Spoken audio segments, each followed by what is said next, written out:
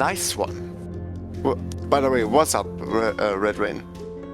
Nothing much, Phil. I'm just here to see 16 of my European best buddies just duke it out for the next, 8 hours. It's gonna be a great time. Yep. We're gonna see some good matches. And obviously going in with Althur against Lulu. Althur, pretty much one of the oldest heads in the community. One of the more aggressive kind of players. Already going in always. But Lulu has trained the last few months. Quite a bit, but gets guard broken for his trouble. Yeah. Althur's a very good player. I think Lulu's gonna need some patience to really feel out how Althur wants to approach him. Althur's been around a long time. He just has the experience. Oh, was waiting for the gold link, but he delay pressed. Very nice from Althur. Yeah. That's the thing. How fast can you adapt? First to two, kinda cutthroat. So it helps. First to two is really brutal. It took a lot of big names in the NA side of the Jade Fest. Yeah. And even you didn't play your absolute best in the first two twos. Pillow almost got me. Yeah. But you know what? Survived, got to grand finals anyway. Time. Oh, Mesh is on foot. Oh, the feint into block. Oh, Mesh is back. Spiral palm in the deck. Okay, boy. Oh He's my trying god. to be saucy.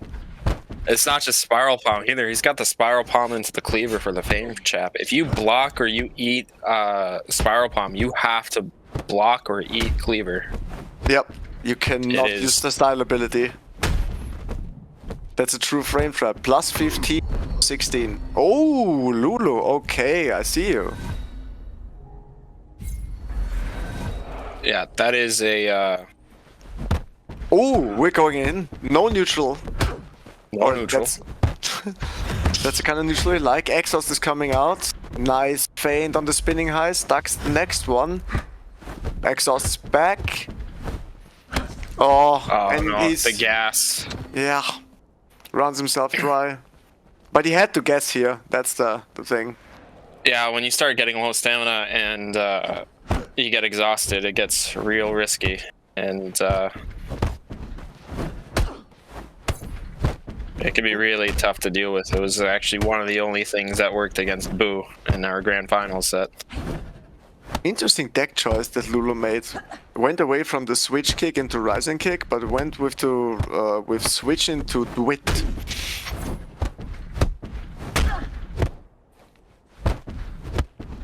Oh, Mesh. Well, he's got the face back fist in one back stance. He's got flute in the other. So yeah, he's playing FPF guts. Oh, nice feint. Gets a side avoid for Althur. Nice jump for Lulu. Gets the break. Boom, boom.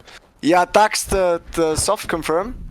I cannot believe he actually got that duck. That duck is very hard. Holy. Okay, so we're looking at good connection. Let's go. So what do you think, Red Rain? What does Lulu have to do here to get a little bit of the sauce back?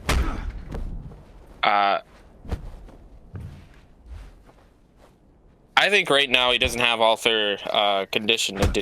Whoa, hold on. What's going on here? Rubbers.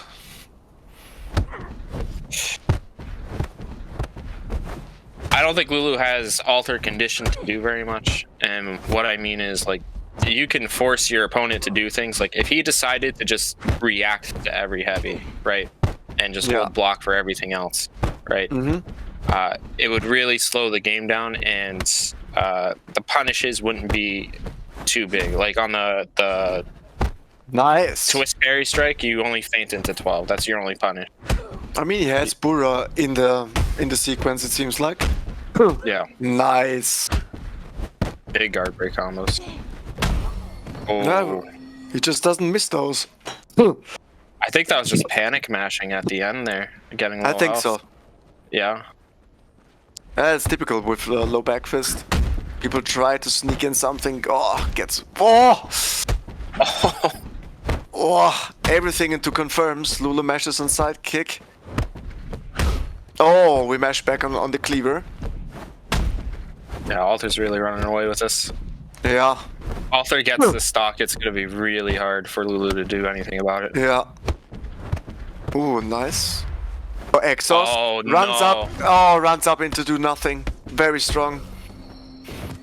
If you saw at the end there, he was holding block, he wasn't tapping block, his stamina bar was barely regenerating. And then Yeah. Lulu got exhausted. Oh, that was really tough. Oh, mashes him out. No spinning high kicks for you, Lulu. Oh, he's trying to be saucy. Okay. Okay, I see you. Sauce attempt into getting sauce, true combo. Yeah, couldn't be me. I have never seen you get sauced, Phil. See? Exactly, that's what I'm saying. Big Oh, moves. nice feint.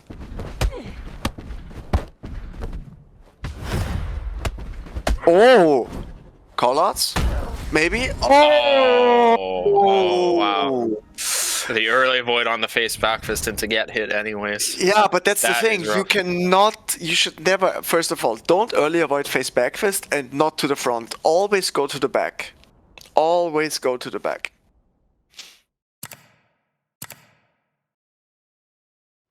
So, EmeriA and Grumbo were fighting. I think it would be okay to pick up where they were, unless you really want them to restart the match up. No, but Granby can keep going.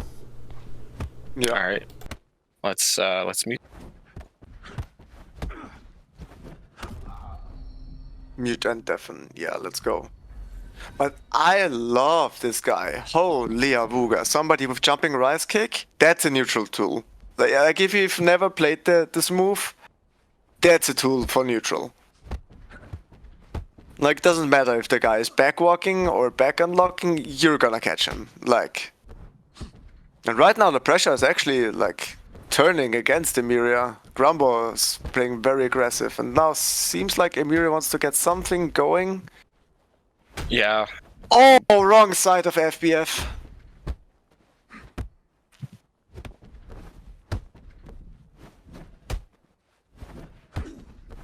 Oh, under that. Oh, he's finally getting his own pressure. It'd be really good if he Nice closed the read. stock out here. If he takes much more damage, it's oh gonna be nice real tough. under that hook. Oh, but nothing to confirm. He's fishing for an underknee or a switch kick. Pixel of health Oh. in a dream. Oh, Yo, Grumbo King. this is a tough spot to be in for EmeriA. Yeah. First to two. See, that's what I mean. Like, Grumbo is like literally like more than a leg breaker away and can always just decide to come in. Under that. Avoids. Oh, that's a confirm. Nice feint. So he's rocking the drunken smash into wobble low.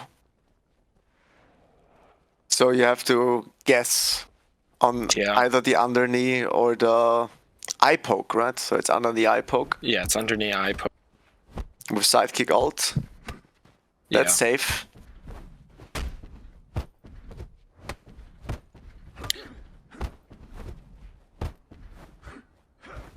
Oh, under that. Oh, he's getting low on stam. If EmeriA pops exhaust here, it's gonna be real tough. But I haven't seen Oh. powers from either of them. Not yet. Ooh, Grumbo is suddenly guessing. Oh, and that's a confirm that kills, and it's completely even. That looked real bad for EmeriA for a second. Now Yeah, it looks that's- pretty winnable. That's real good on EmeriA for staying composed. But the question is always, you were 2 stocks up, now you're completely even. Can you keep your nerves? Oh, okay, EmeriA, I see you. Yeah, feign into block, no big deal. Or feign into avoid, I mean. Yeah, we feinted to duck. Windfall gang. Oh, we mash on Drunken Smash. Drunk smash mash. Oh my god. Plus confirmed, that's like 280, 290 damage. Yeah, drunken smash, one drunken mash, am I right, guys? Yep, under that, and suddenly EmeriA just takes it back with a storm. Big reverse 3-stock in the first game, holy. Yeah, that's a mental boost if I've ever seen anything. If you had nerves beforehand, nerves are probably like, whoo, just breathe and flow. But definitely, EmeriA started saucing where you sort of feigned the duck because he was like, yep, you're gonna mash, and I know where you're gonna mash. Yeah, that was a big read, the feint into duck. That was a big read.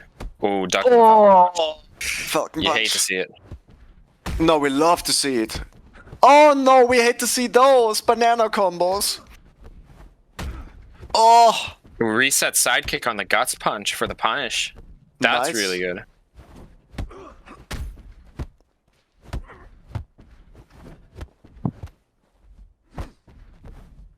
Getting low stam, yeah. Boom. Yeah, And that's a stock. doesn't miss a single gut break. Boop. Yeah, Ooh. EmeriA's figured out how he wants to play against Grumbo, and we're gonna have to see Okay, changes in the game EmeriA. plan.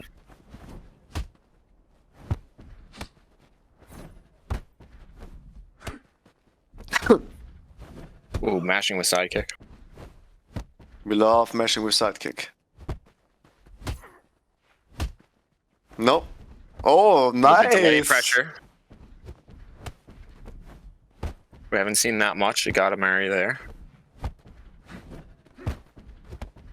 But Grumbo is not falling for the obvious like anti-windfall thing, where you can just let cleavers go, because it doesn't really matter if the guy eats it or avoids it. Can't really get a punish. Okay. Okay, EmeriA, I see you. Yeah, I think Grumbo's stamina management is really costing these stocks. It's forcing him to guess a lot when he's low health, and EmeriA is just farming the stocks right now. Ooh, and he's another mouse and keyboard player, I just noticed. Oh, yeah, there's no stick inputs on the stance indicator. Okay. Avoids that. EmeriA gets a sidekick. Keeps him under pressure. Gets a sidekick again. Yeah, these reset That's the sidekicks cleaver. are nasty. Oh, goes red though. Now's your chance. Oh, mashes him out. No jump Mashing spin with kick for cleaver you. on no stam. Under that, but doesn't even get the jump rise kick. EmeriA's Outspaces. unhinged right now, mashing heavies on low stam. Oh, and another sidekick to close it out. Oh my god. That was some unhinged behavior. Yeah, but it worked. Yeah. When somebody does the avoid in like the feinted to avoid, and he calls you out like a few times, and then you're like, God damn it, dude. What am I supposed to do here? Why is this working? Why does he even know when I want to mash? No, what we're supposed to do, Phil, we're supposed to watch We were Stagger supposed to versus watch Phasian. Stagger versus Phasian. That's an EU classic. Oh. Okay. Wait, I know this deck. That seems like the same deck that Beep always used. So Beep kinda stubborn. Old head, of course. Is this his last Jade Fest deck? That looks like his last Jade Fest deck, yeah? Okay, Justas, we have to press something else than a 12. Okay. Oh, big Whoa. Big sidekick. Okay. For flower. This is gonna be a real tough match from Justas. Oh, okay. Oh my. Gets called out into a slip.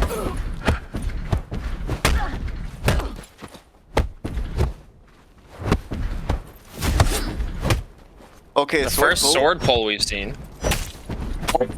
Okay. Oh, he has the quadruple low to low to low string. Yep. Yeah. Thigh slash leg stroke Tenana. Yep. This is the saying. You wanna see how Forsaken plays, buddy? Well, this is. These sword pulls are really good, right? Because you sheath the sword, you get. Oh my god, the unbreakable to shatter the sword. You just jinxed it. Yo, Justas, the guy is made out of metal. Chill. Yeah, don't mind me, casters cursing the sword pull. Oh! Oh!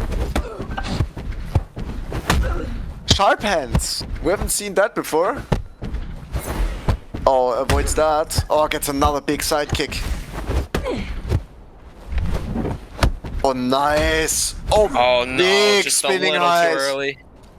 Just a little too early on the back dodge for the spinning high kick. It was looking close there for a moment. They were getting to about the same health. Yeah.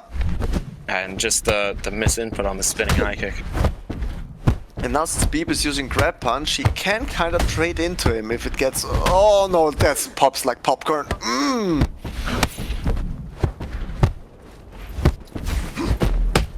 Not sure about that PBK setup.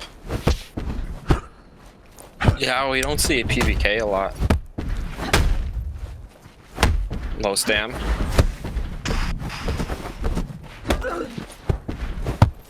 Justas getting kinda antsy with these avoids. Oh, he went for the double. No, but Phaging. Phaging tracked. That was unfortunate. Yeah. But also a tough spot. I mean, he was already on a pixel of health. Even if he got the read, it would have been really tough to make it back. And we're playing on Pokemon Stadium. Yes, this is not the Raslan Arena. This is a Pokemon Stadium. It's a Pokeball in the middle. Like, look at it. That's a Pokeball.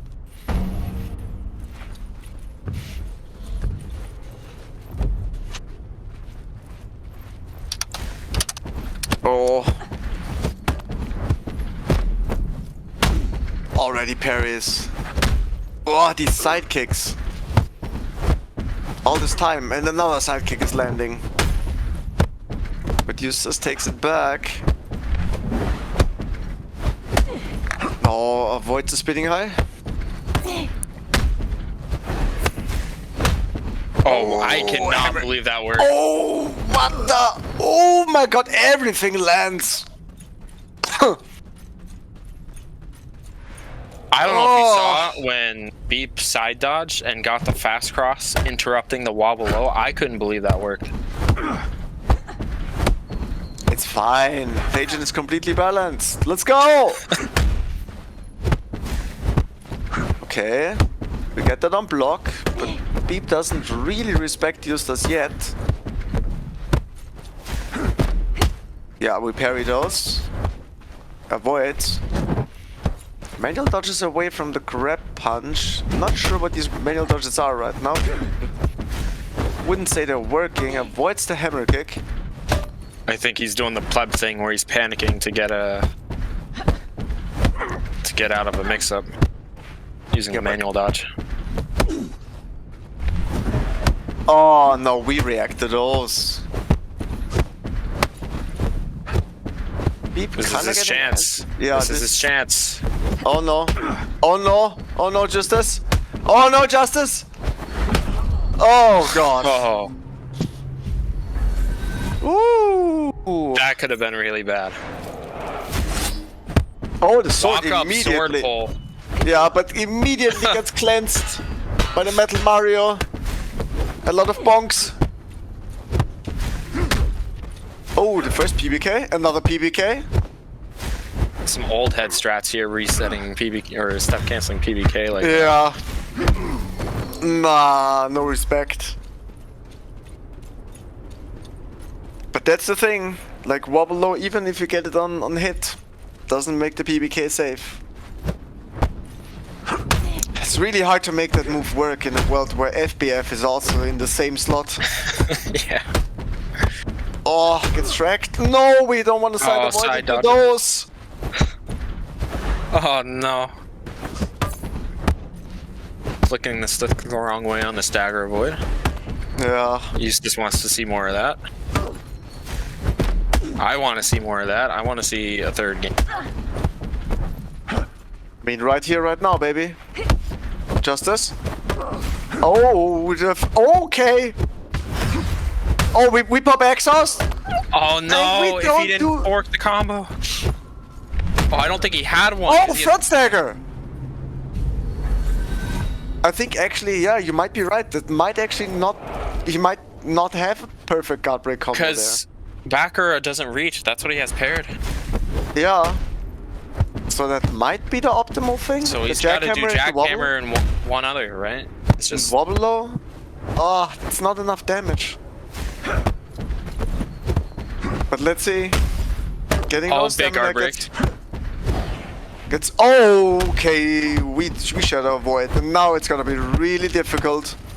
Yeah, that was the first shadow of the set that Justas couldn't have known. Okay, he plays it really carefully here. If he brings this back, can't front stagger really. Like so no, you can't front stagger. We have to play on fundies. Gets parried once, the next parry kills.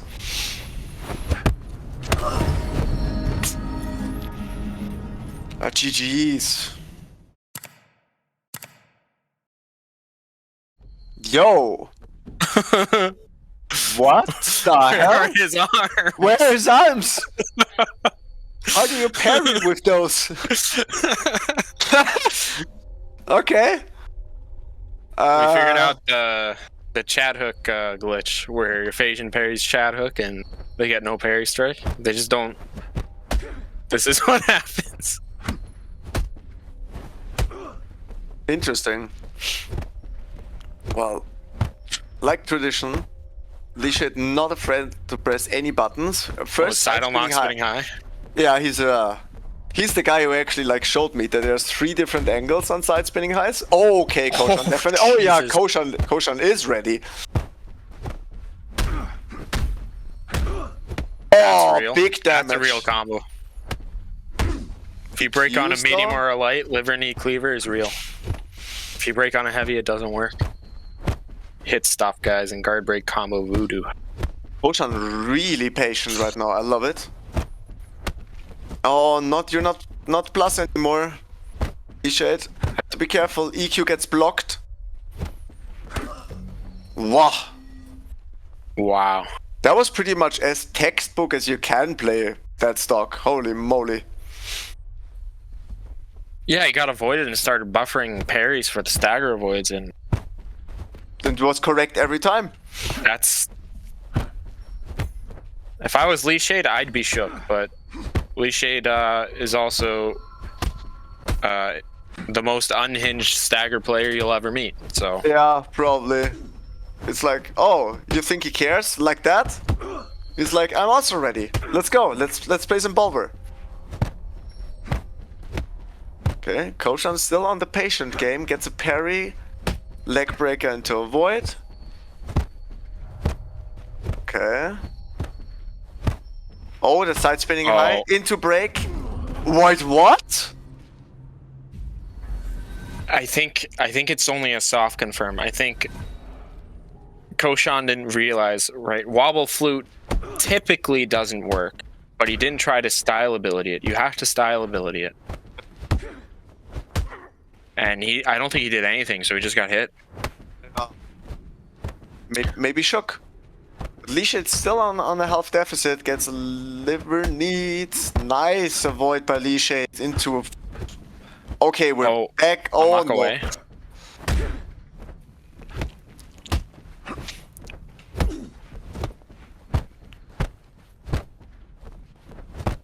Okay, didn't let that parry go, but EQs. Mash on pushed elbow as a starter. Very interesting. I think it was a late gold link from Lishade. That looked really slow into the liver knee.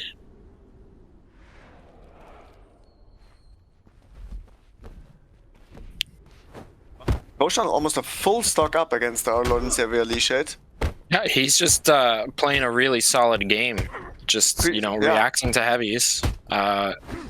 blocking most other stuff, not taking huge risks, and honestly, that's the Phasian game plan. He plays pretty textbook, blocks the staggers, goes for 12s, checks if Lishade is still pressing a 12, because you can't do that on plus anymore, where like plus all the time. Nice. EQ down.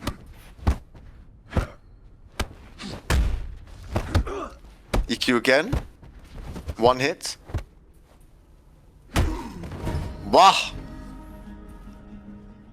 Cochon playing a really textbook game.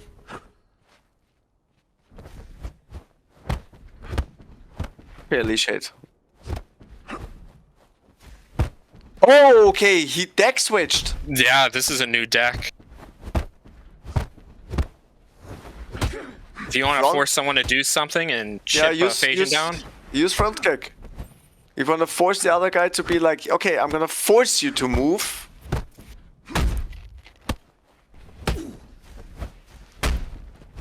Yeah. Yep.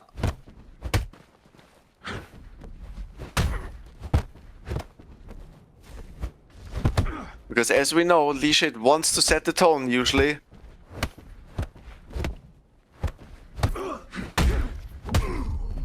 Oh, these wobble low Big matches. stock.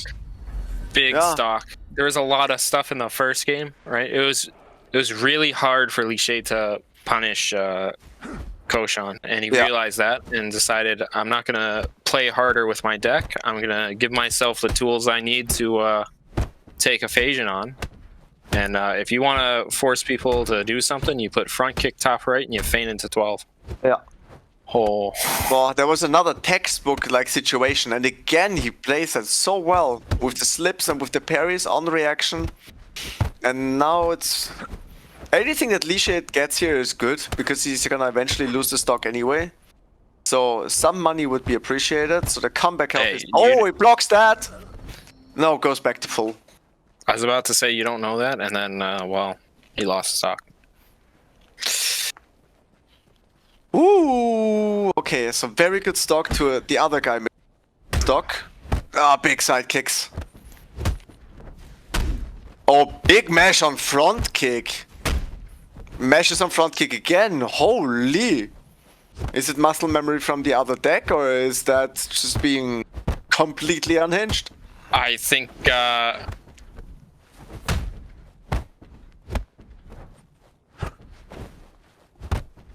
Yeah. I was thinking, and then just watching the front kick match broke me. So Oh, the back unlock, and then he whiffs the spinning high and gets burrowed. Dude, Cochon is playing this so textbook, I'm actually like astounded. Front stagger. Avoids the parry. Nice parry again. Oh, gets option selected. I mean, that's the thing, right? Cochon doesn't really have to bite on all these lows that where Lishade is like, I'm gonna check you to not press a button. no, if it's not leg break or low spin heal, he doesn't have to low parry it at all. No.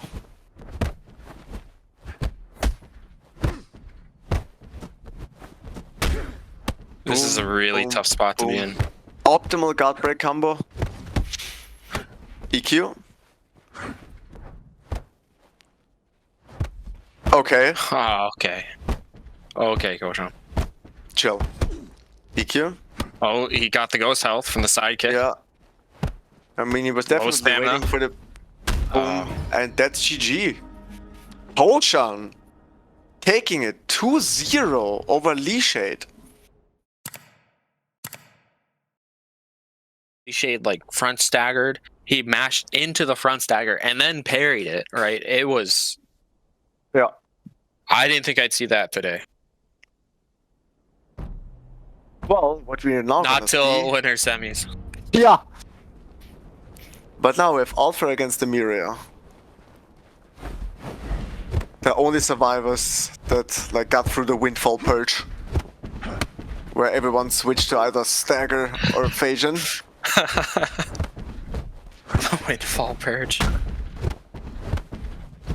Oh, under that again.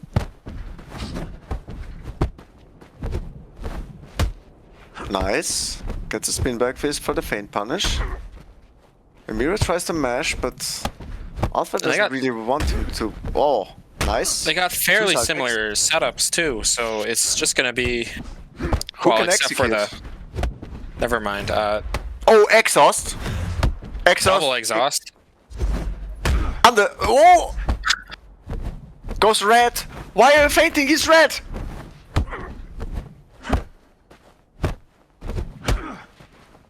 Oh, feints into back. Gets the fencing, not feint. Fencing into backwalk. Super close here. EmeriA gets the first mash. Exhaust Tap again. blocking's gonna make the difference. Oh my god. Oh. Oh my god. Oh, the twist parry and strike. He was like, he's gonna let it go. Nope. But I thought Althur was letting it go too, to be honest.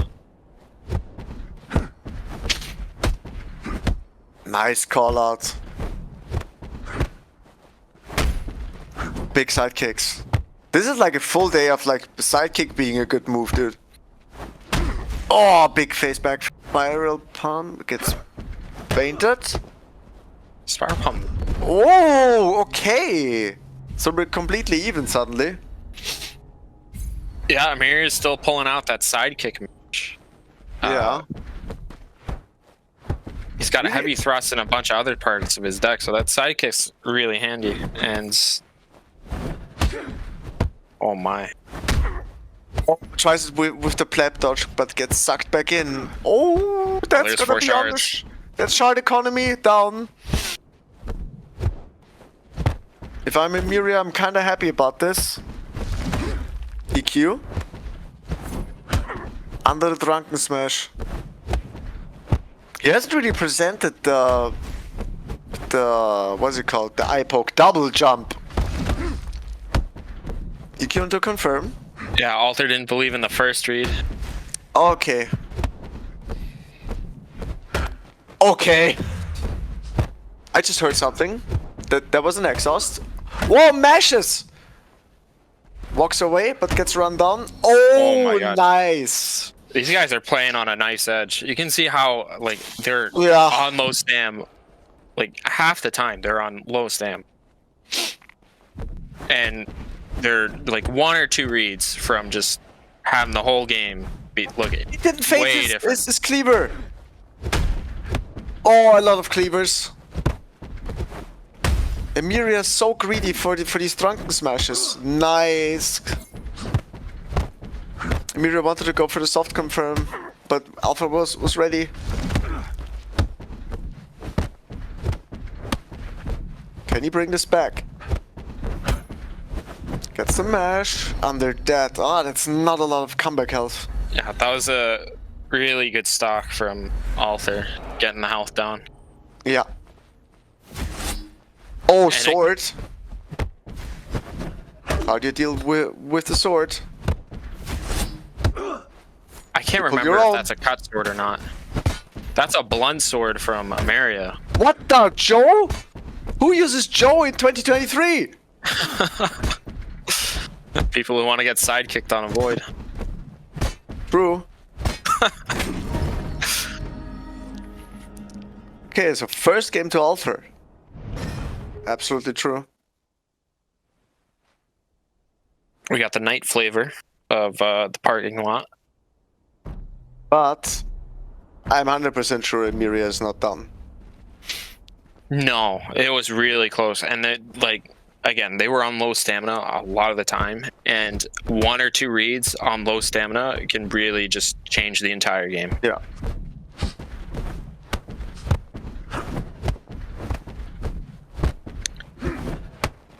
Big duck on the drunk smash. I think he has to let more of these. Oh, nice. Oh, what a pleb dodge.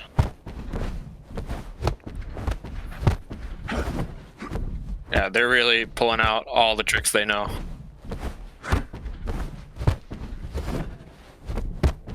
They're on low stam again.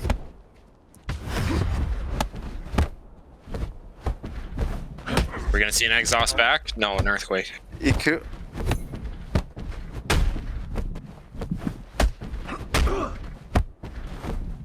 Oh, Could have let it oh go. that could have been really bad. Oh no, EmeriA! The unlock reset didn't work, huh? Oh no. There was definitely a failed unlock reset. Yeah, I've done that a lot. I've Ooh, never docking done spiral palm. that. Nice! These pleb dodges. Figuring out why spiral palm is bad. Just Oh, he botched it! Oh, big mash!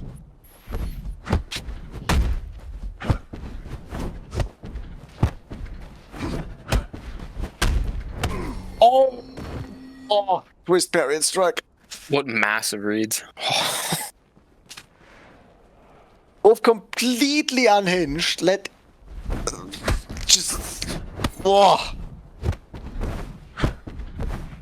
EmeriA's trying to get this back. But Althur definitely is gonna mash a little bit more now. Doesn't wanna get anything going. Very low end damage for a guard break combo. This guy's playing like absolute maniacs. He walked away, then walked back up. And EmeriA just kept attacking.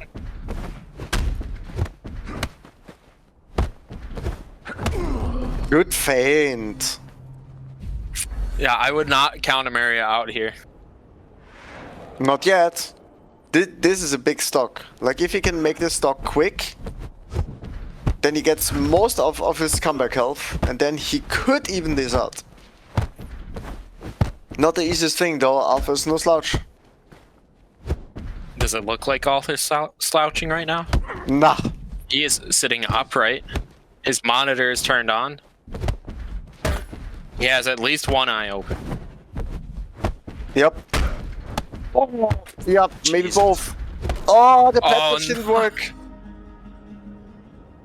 That's the thing about pleb dodging. If you're not omega precise with it, it's like it might look easy from somebody who's really good with it, but it's not that easy to execute, especially not in the heat of a tournament. Like I said, if somebody told me before the tournament, dude, Cochon is gonna 2-0 Lishade, I would have been like, okay, so how much alcohol do you have today? Like, do you have a problem? Do I need to call someone?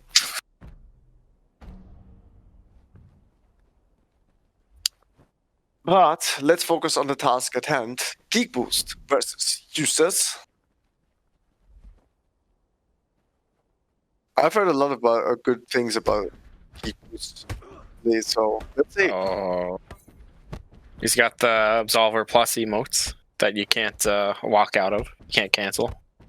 They're just NPC idle animations, but... Okay, GeekBoost absolutely unhinged. Like, plays Forsaken into Stagger.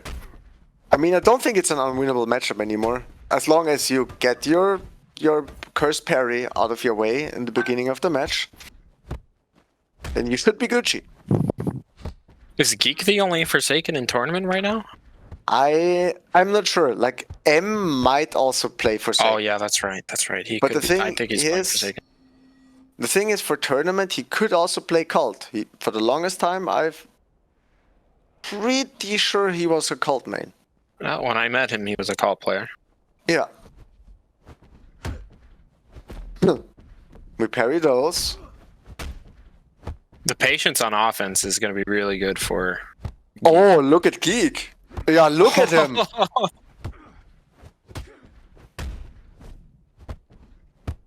He's seen Stagger once or twice. Yeah. Boom, boom. Okay, not the juiciest one, but it doesn't really matter because we parry everything apart from front staggers. Against Stagger, you can get roll punch into 17. Oh my into god! 12. Geek boost! Oh my god, Geek boost! Oh my god!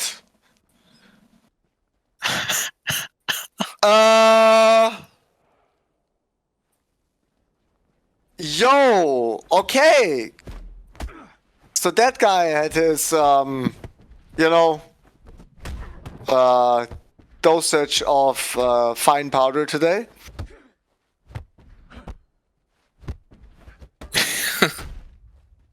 I mean, I'm stumped right now. EU is like stacked with players, huh?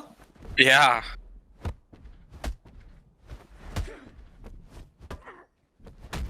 Okay. This is crazy. Oh my god, is he... These feint into parrying the staggers are nuts. And they're so risky to go for as Forsaken. Yeah, okay, so you're the Forsaken main. What the fuck just happened? I mean, the other thing is, right, Forsaken has to force conditioning, right? So, like, you pick an option and you stick to it until you force your opponent to do something, right? And if they're not doing the thing you're forcing them to do, right? GeekBoost. Oh, GeekBoost! They're gonna, right, he didn't feint the stagger avoid again.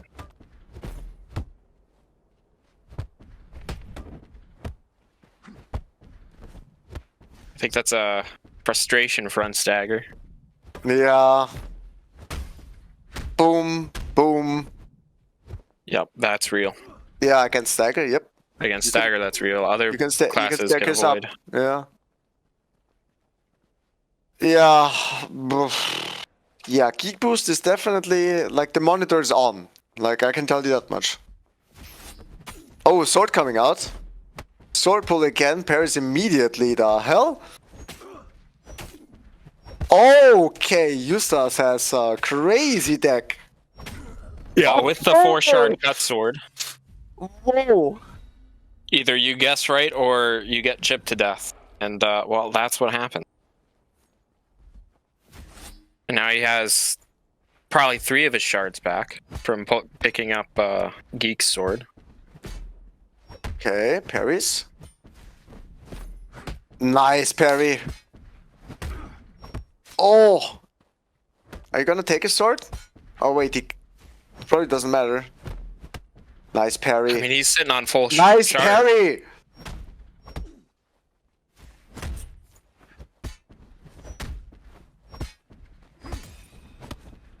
Sword breaks on GeekBoost side. We see an exhaust. There it is. Not from Geek. Nice! I love the sword from Justas. Yeah, that change in pace with an entirely new deck is all Yeah. you really need to get someone mixed up. Oh, no. Even when you play Stagger, ladies and gentlemen, do not avoid a FBF to the front side. Always go to the back. Nice. Gets the jackhammer. GeekBoost mashes. And Justas just walks it off. Pulls a sword. No! GeekBoost just got a free sword.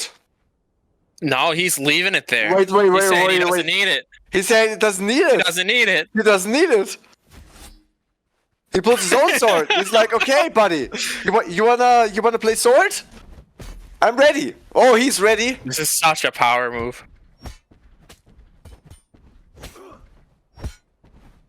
Exhaust? Exhaust? Boom, boom.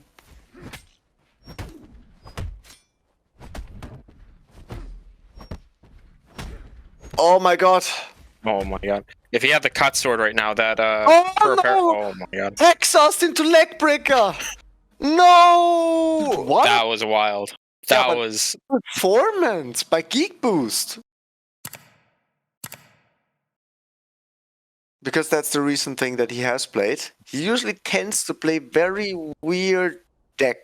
So I don't know what I can expect there. I definitely know EmeriA's deck at this point. I like it. I'm gonna steal that, by the way. Yeah, I don't expect them to pull up with an optimal deck, but that can also that's tripped people up before. You have a bunch of moves you don't expect to see. Oh, and am very much the guy who will pull sword. We know that. Wait, what? EmeriA? A stagger? What? Wait. Wait a second. Wait. I didn't. I wasn't just- ready for this. Okay, so somebody just went to the script and changed it. Who was it? Okay, goes red.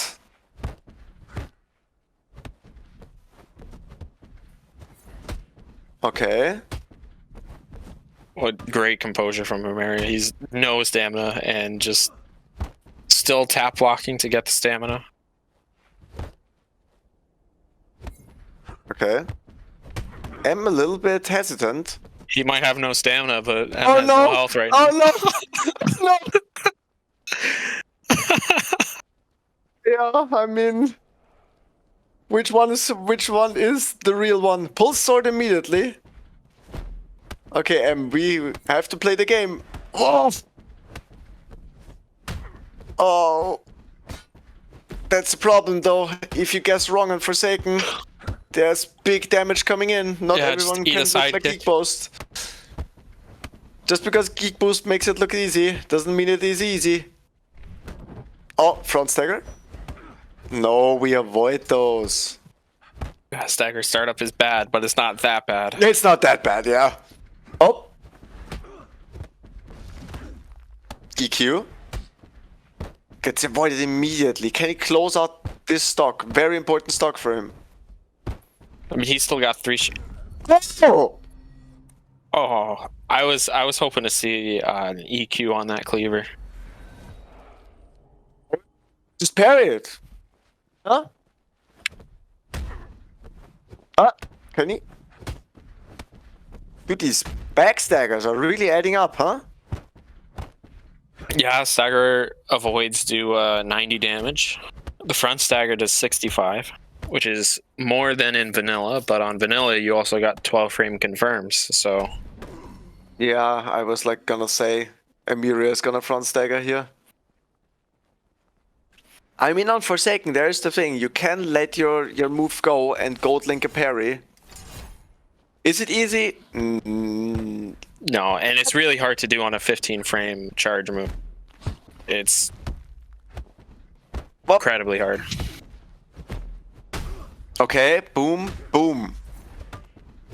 Okay, so EmeriA was already ready for him not throwing the soft confirm.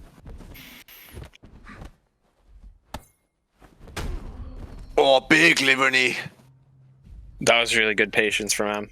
It can be really difficult to fight a stagger, because especially as Forsaken, where it feels like you're getting coin flipped all the time on your turn, and you have to play really patient on offense. EQ? That is a weird string. Can I say that? What's the string? I'm not even sure at this point. Yeah. Something into scissor kick, into reverse elbow? I mean, we just saw it there. EmeriA feints a stagger. M bit on it. He had a sidekick for the game. Okay, Red Rain, hit me. What does he have to do to win against EmeriA's pocket stagger? As a Forsaken. I mean, it literally says Forsaken on my screen right now.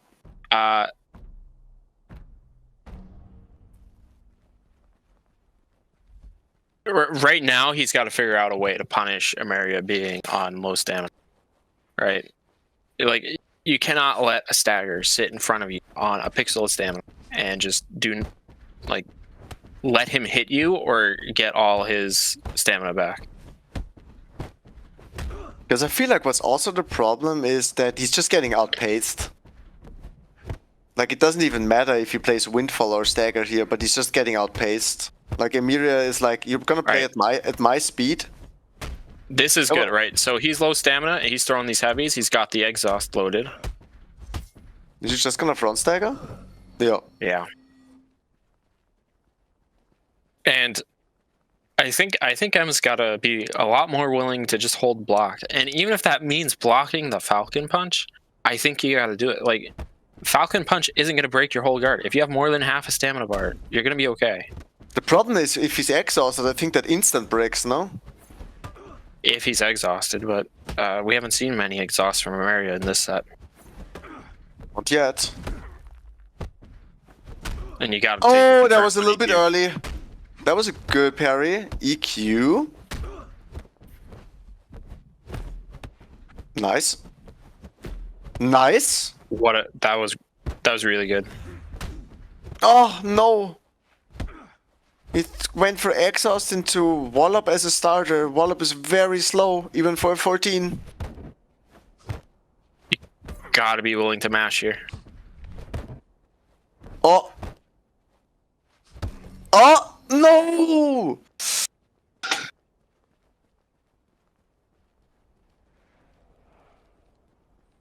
I mean, it's a scary spot to be in. You're a pixel of health against the stagger, who will just feint front staggers at you till he feels like it. Yeah. Nice. Gets the... It's kind of like the new style that you played a lot, right? Where you parry into 15 frame confirm.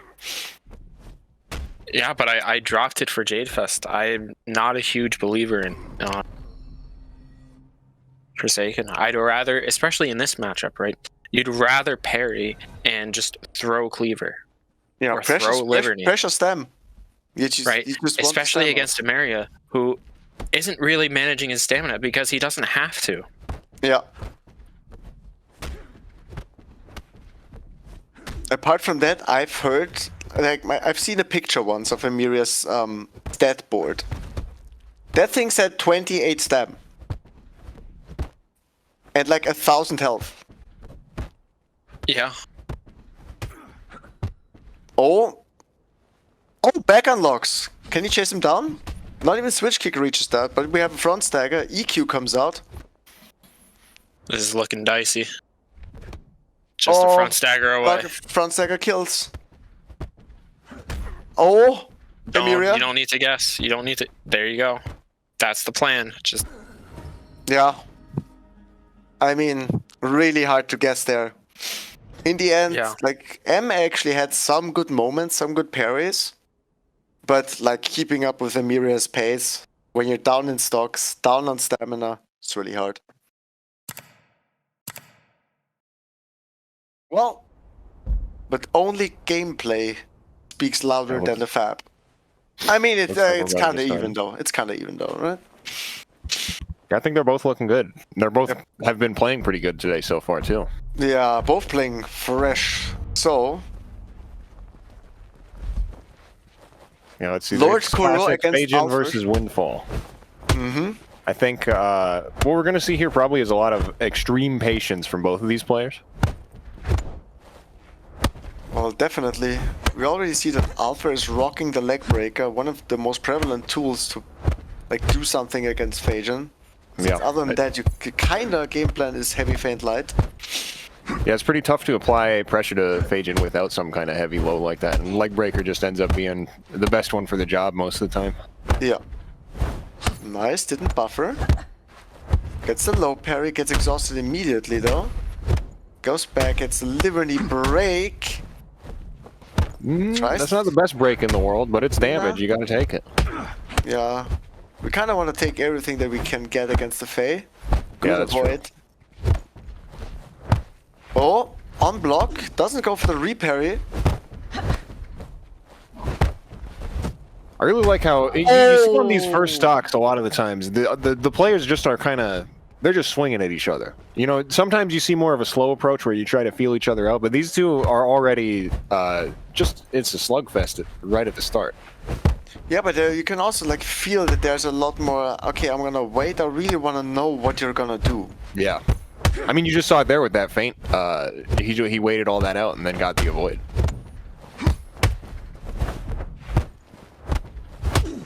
Oh, gets tracked. Classic curled uppercut. Yeah, the curled uppercut situation. Ooh, mashes on cleaver. Gets it on block though. EQ comes out. Exhaust. Ooh, Kuro successfully avoids the exhaust. That's a really high pressure situation. When you're under exhaust like that, like you have to do everything right for the next 4 seconds. It's tough. Ooh, I think Kuro wanted to be saucy here with double slip fails though. Yeah, usually he nails those. Yeah. But reading wrong doesn't help. Ooh, Nicely the spiral pump feint. You don't see that move very often. I mean, there's a good reason for it, right? Right. So far, well, hey, Althur's 1 for 1 and it working out for him right now. Yeah. Can't really be hating on something that works. Yeah, we'll see if it continues to work as the set goes on. Yeah, I mean, also, just for everyone tuning in, we're now on most rule, first to 3. Yeah, it means we have the potential for some pretty long sets going on. Mm-hmm. I like that Althur he's spending most of his time in his back stance, just kind of, just harassing. Oh, he went for the big mix. But yeah, you see, like, Althur, he's sitting on this temple knock stance a lot, and he's threatening with liver knee, and he's mostly just kind of harassing him with these, like, 12-frame pokes. Because he doesn't really want to, throw anything that's too much of a commitment at Phajin. Oh, you say that, and then he does it and gets mashed. Then he throws it out and immediately gets mashed for it. Yeah. That's a caster curse if I've ever seen one. Not playing neutral, that's for sure. We're just okay. Sometimes you just want to get in. Oh, beautiful. But Phajin being Phajin, and then he gets spinning high kicked. Yeah, Exhaust is not getting him a lot of mileage against Kuro right now. That's both times that it's kind of not worked out too great for him. These reset leg breakers are putting in a lot of work, though. Not enough yet. Oh, nice. Oh, let's go. There it is. But half these comebacks, right? It's tough to make a comeback like this, even on, he's got just over half HP. It's tough to bring that back against Phajin. It's like such a safe class to play against. Yeah. Kuro is doing a great job of maintaining his discipline. He's not biting on obvious tricks. He's doing a great job just staring down the block string. Ooh, he always smashes there, huh? It seems that way.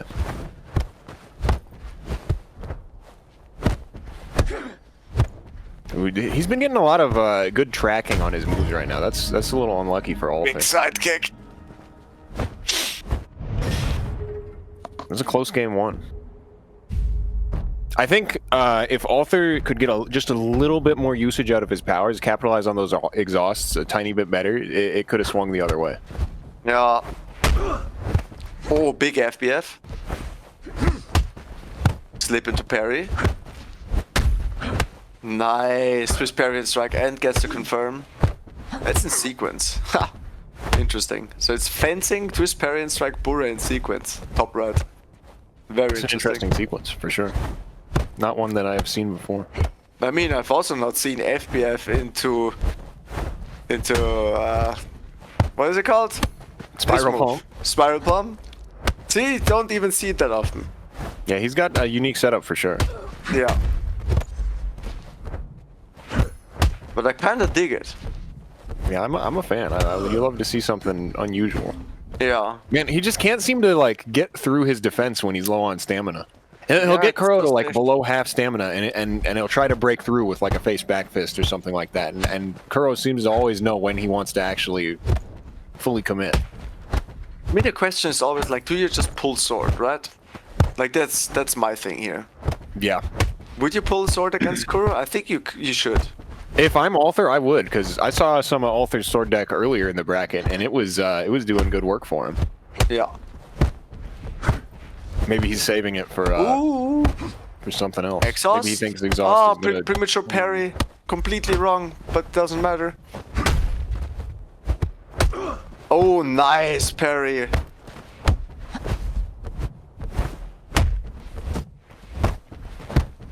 This front stance mix from Phajin is so brutal when you're windfall. Oh, ooh, big guard is he break. dead? He's dead. Yeah. He gets pretty much the maximum damage you're going to get off of spinning high kick there. Did you just let that cleaver rip and it's like, yep, we're gonna break and I'm gonna kill you?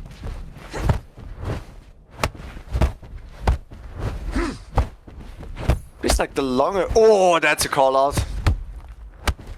he just doesn't get anything off these exhausts. He outs his shards every once in a while, but Yeah. that fast cross, he's just pummeling him. He's just bullying him on the exhaust every time it comes out. It's 2 for 2 on skipping neutral with the running attack. Yeah. I mean, I don't think you want to let Kuro play neutral. Yeah, no, probably not. Even someone as talented as Althur probably does not want to get involved in that as much as you can avoid it. Nah. I mean, both are playing a leg breaker opening, right? Yeah. So, EQ. Okay, Alpha meshes 3 times in a row there and gets something rewarded. He's getting some mileage out of these feints right now. He's got him scared of the exhaust. Ooh, not scared enough. Oh. Alpha really mashing. Holy. Has he been avoiding that leg breaker? Okay, I'll reveal some of my biased commentary here. I am blind to leg breaker. That move I have such a hard time avoiding for no reason at all. I wonder if it's a similar situation for Althur as well. What do you think that Althur needs to do? What do you think he's got to switch up to be able to take it? Because it's been close. It's been close, yeah, but the problem is, like, right now he's trying to mash a little bit too much. Where it's like, you see him get hit 3-4 times in a row, and then the 5th move he's still mashing. Right. Like, and the player like Kuro is like, what are you doing, buddy? I'm gonna call you out here. I'm gonna keep on pressing heavies, and you're gonna eat all of this. So the problem for Alpha is, I think Kuro is too consistent. On, first of all, punishing and calling you out. Yeah.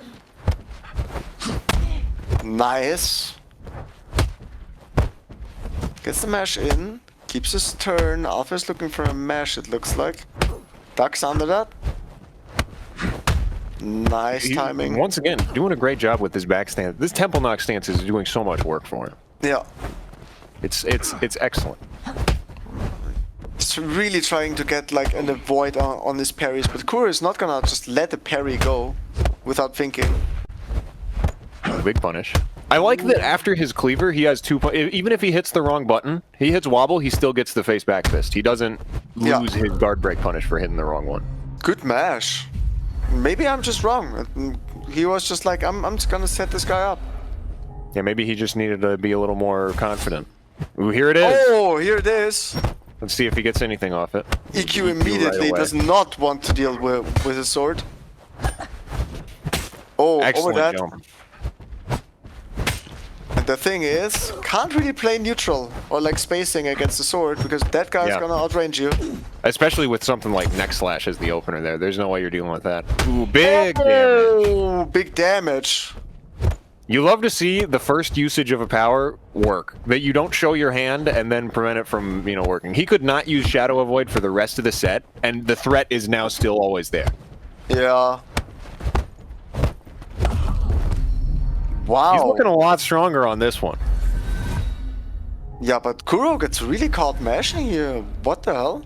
Like, he mashed like 2-3 times there. It's like, I'm just gonna give my health. Maybe Althur suddenly in his head after the sword pull. Maybe. Nice jump. Kuro tries to mash out immediately. Really good. Kuro gets his turn. Doesn't bite on the spinning high at all. Exhaust. EQ gets blocked. Ooh, he blocked it. That was great. Goes into red. Ooh, perfect. He kind of had the no combo off the guard break, but he played that exhaust pretty much perfectly besides the punch. What that's the a quick hell? That's a quick 3 stock. There was like 1, 2, 3 gone. Any percent speed runs. Here we go. Yeah, that was fast. Althur's turning it up for sure. Whoa, boy. Bro, that running attack is working for him every single time. Even if it gets blocked, you're still plus, you still hurt their guard. Plus, yep. Kuro fixing his camera. And the thing is, you don't really wanna like parry that.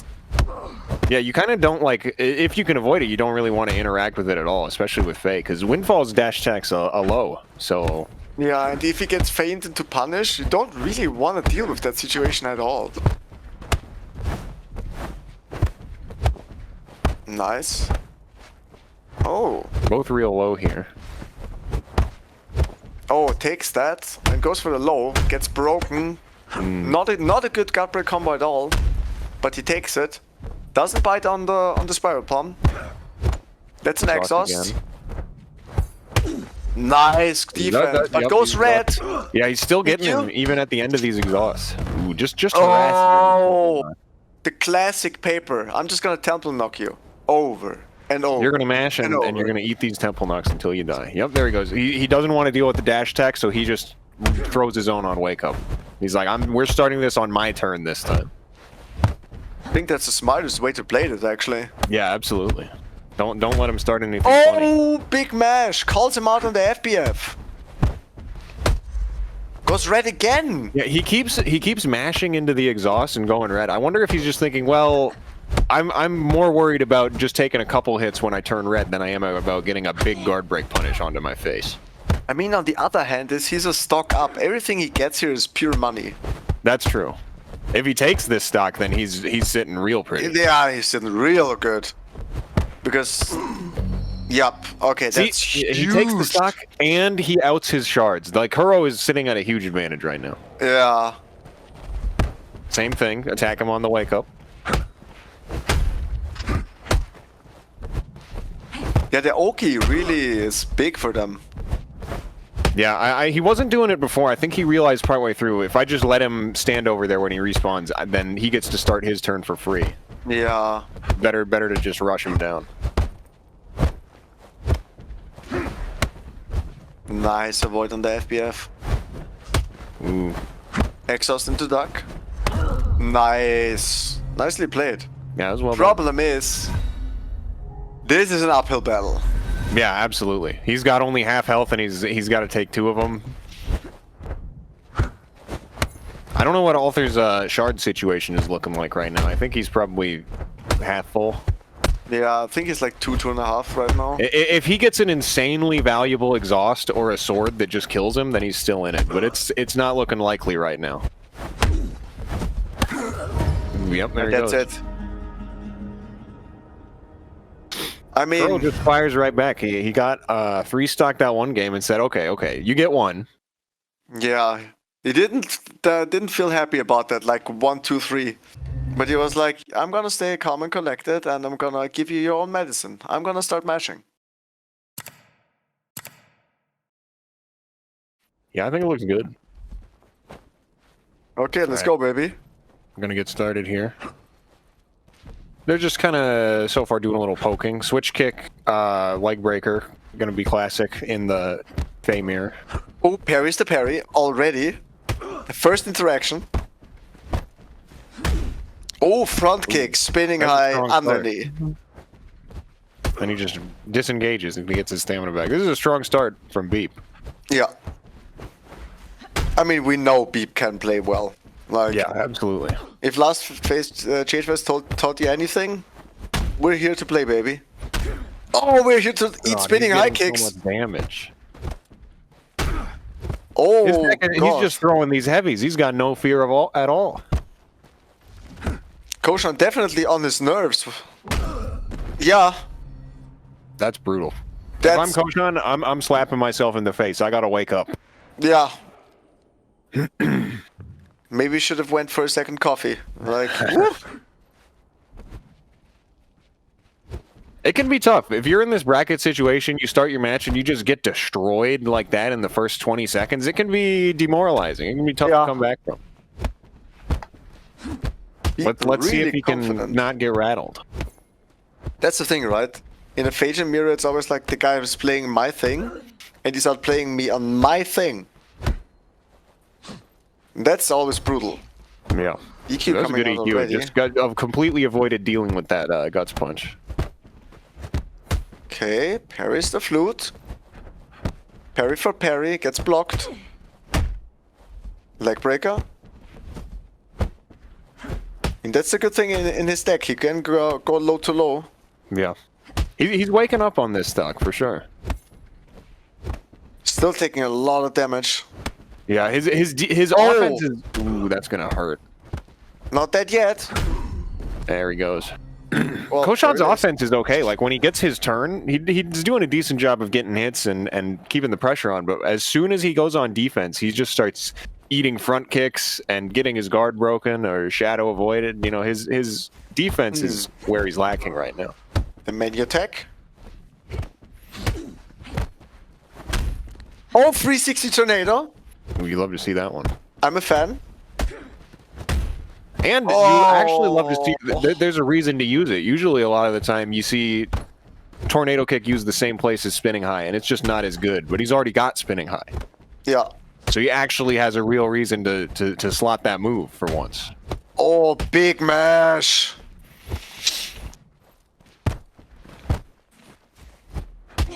There we Okay, go. gets First the time he's parry. actually dealt with that front kick correctly. Yeah. What a call out. Yeah, And there the you go, break. another break. There Man, it those is. front kicks are doing so much work for Beep. Yeah, the front kicks is. He's so like. You should be fainting this. I'm a Phaeton. I I have to wonder if is Beep or is Cochon just calling it out incorrectly? He keeps assuming he'll faint it, or is he not reacting? Is he too nervous to even see it coming in time? You know what I mean? Yeah. I mean, Those kinds of things can be harder to see coming or call out when you've got the pressure on. tournament nerves are definitely a thing. Back unlocks. Oh, comes back with the big leg breaker. Yeah, it worked out pretty good for him. Yeah, there it is. Okay, okay, They're just okay, back boys. and forth on this one. This is a more violent match. Oh no, we're chasing it down. Front kick is makes your leg look really long. Yeah, that's true.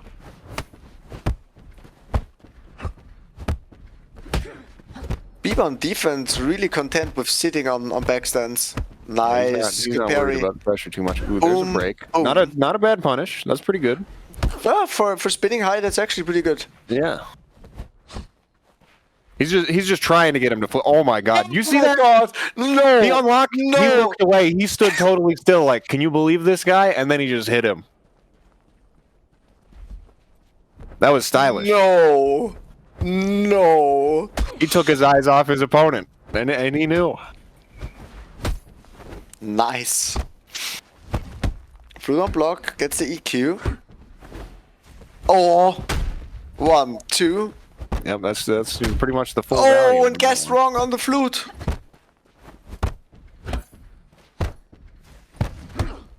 EQ. There we go. See, that's not a bad use. If you're over here, you're eating these front kicks all day, you see it coming, you don't even want to deal with it. Just EQ out. Just say, I've been wrong on these ones before, I'm just not going to interface with this mix-up. There you go. Back on lock on low stamina. That's pretty safe. Simple. Oh, the tornado gets parried, but gets parried again. Oh, big mash! The confidence.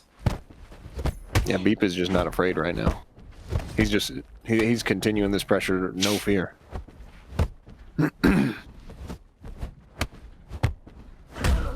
There we go. That's huge. That's so important for Cochon right now.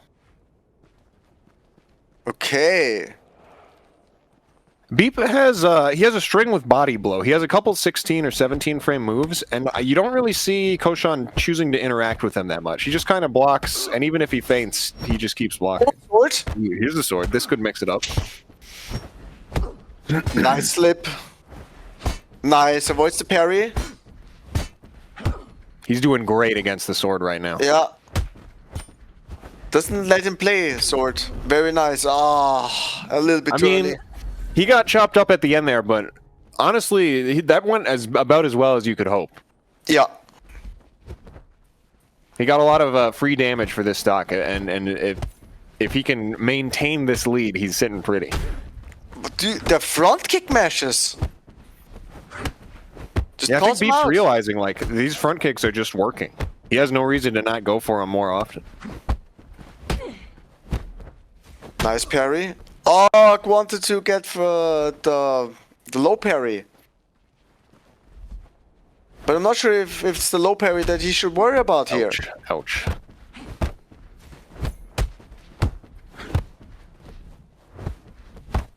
it's almost like a clash of styles where Beep is like, I'm gonna play this safe, and Cochon is like, I'm gonna play this as like stylish as I can, go for low parries and shit. He's just ready to go for all of his tools, even if they're not necessarily the most optimal. Ooh, eating another one. Oh my god. That's a lot of he health didn't have much of a choice there. He was so low on stamina, he had to make some kind of call out. Well, that's a lot of health back. Now this is suddenly very winnable for Beep. Whoa, neutral. We're running in. If I'm Cochon, I'm thinking I just have to keep this match. I have to keep my turn as long as possible. I have to stay on offense because that's the situations where I've been able to win. Nice slip. Well, that's a lot of damage. God, his stamina bar is just getting bullied. Yeah. And because of a lot of feints after Cochon like gets a parry, he tends to feint. And Beep is like, no, I'm gonna mash you here. You're gonna feint. Yep. Oh! Now this is... Oh my god, that was a bold EQ. mash, and the EQ secures the victory. Woo! Yeah, once he got him to 1 HP, and he had a full meter, it was pretty much set for him with EQ on his side. So we're gonna swap host here. I don't know. I think it's gonna become a mental game. Yeah. Because Phajin requires so much discipline to not crack on your defense. I mean, Cochon also goes in harder with the heavies, but Beep goes in safer with things like front kick, because he's like, I'm gonna force you to react to this. Doesn't matter if you you're will have Phajin. to make a decision here. Yeah.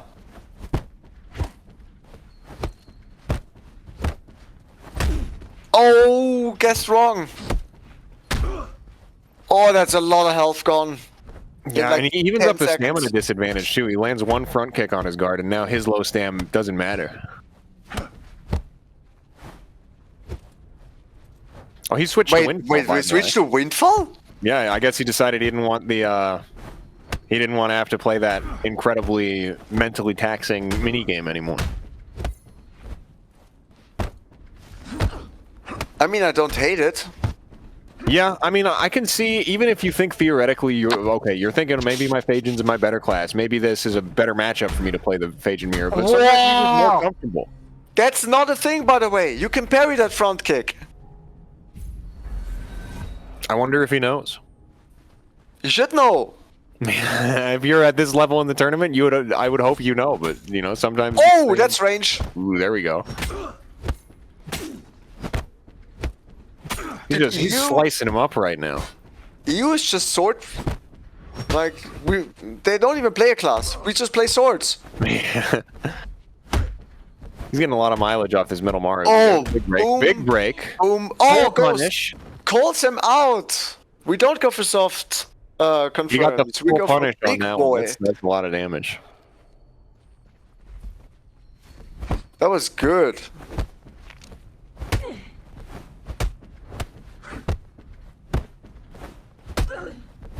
Thing still is, I mean, he's very much in the corner here. Yeah, he's getting bullied against the wall there. Nice duck.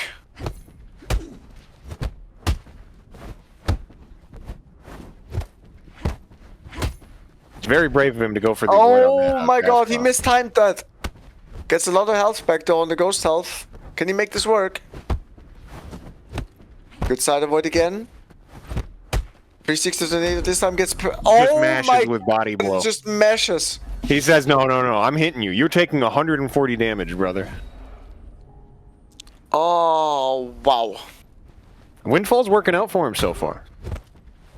I would love to hear his rationale for switching, but it seems to be working out just fine.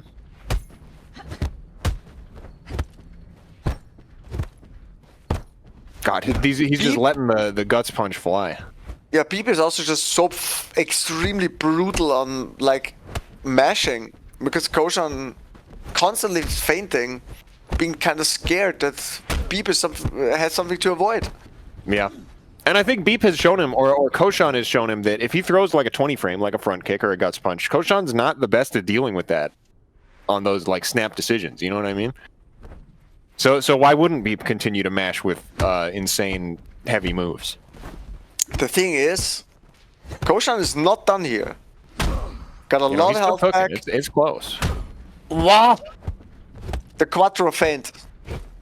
There you go. He gets the low parry on that wobble. Going back to neutral. Yeah, he gets the whole stamina bar back for that one. 360 tornado, parried again. Yeah, I don't think we've seen that one really work out for him yet. Worked like 2 Once or times. twice. But now he is like, no, I'm not gonna let this happen. Big damage. Oh, big damage. He evens that up quick. Oh! with the shadow. No. He just mashes out. He just keeps swinging. Yeah, because Beep wanted to run away. And Cochon was like, no, you're not running away from me, buddy. You're gonna deal with me. Ooh, Cochon takes it. Man, Cochon kind of cooking on this one. Yeah. Always feels like he's on the back foot and then suddenly he wins, huh? Interesting. Very interesting. Good call out. Mashes again. That was kind of a late duck. It worked out. They both are just pummeling each other with these very strong step cancel moves. Yeah. But it never lasts for that long. One of them always gets impatient. Oh. Ooh, and just starts throwing the heavy. Nice. Cochon recognizes if he goes for the full gut break combo, he goes to red. He doesn't want that. Yeah. Nice. Ooh, one too many feints on that one. He's getting a little too many layers deep for his own good. Yeah.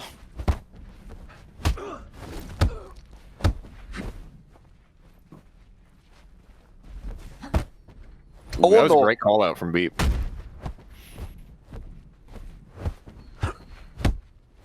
God, the tension on these low health situations. Yeah.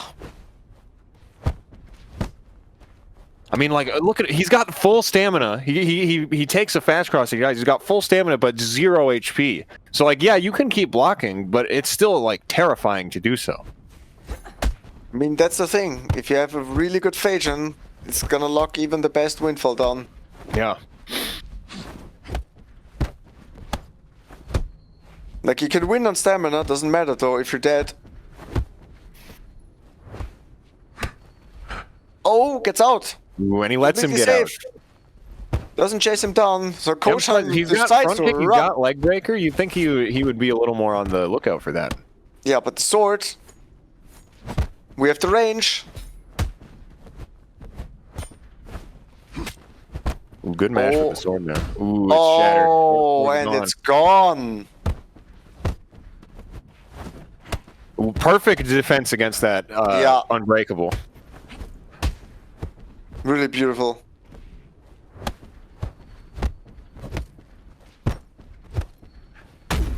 Oh!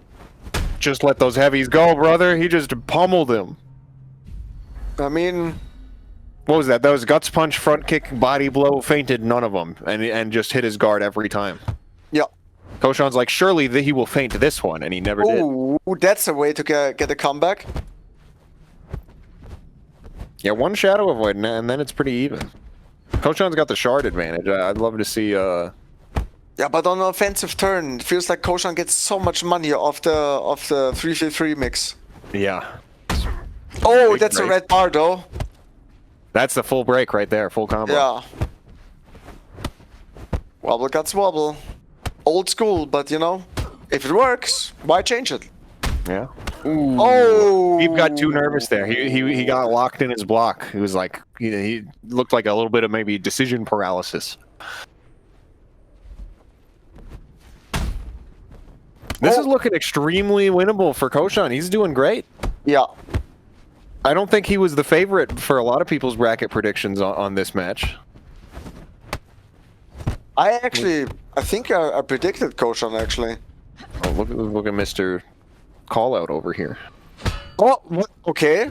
I'm really curious about that Metal Mario. Did he think a sword was coming? Did he think I just need I'm a telling you right breather? now, he mispressed. That Yeah. was a sword pull. Oh no. I've seen better guard break combos in my life. Definitely seen worse too, though. Oh Just my like that, it's even. god. But these guts punches are hitting him over Yeah, they're and landing over. pretty much every time. This is terrifying. This is perfectly even. If Yeah. I'm either of these guys, I am sweating. I'm sweating, I'm not even playing. should maybe just open the window, honestly. Oh, that's a break. Cochon just going, I need to maintain my turn. And ooh, perfect walk away. God, I think he's got beat real scared right now. Oh no, that's shot economy down.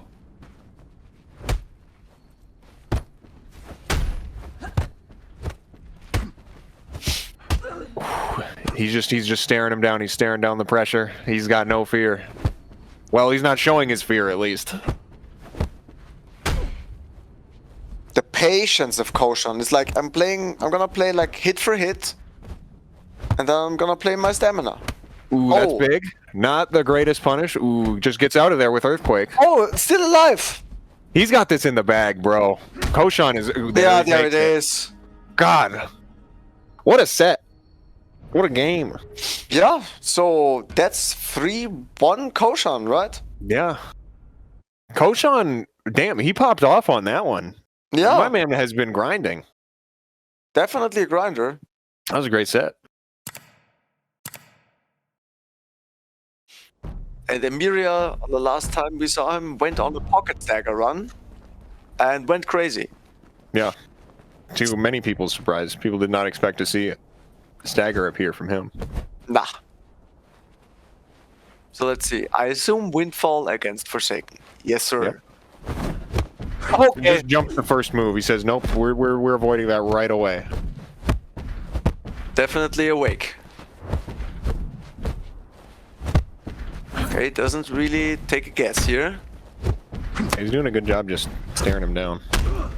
Oh, Cleaver confirms. We love him.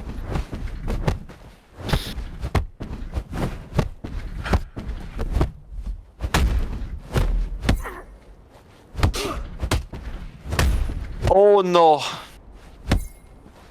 He's just harassing him with this underknee. Yeah. Just over and over. Ooh, finally he makes it with the flute. Perfect.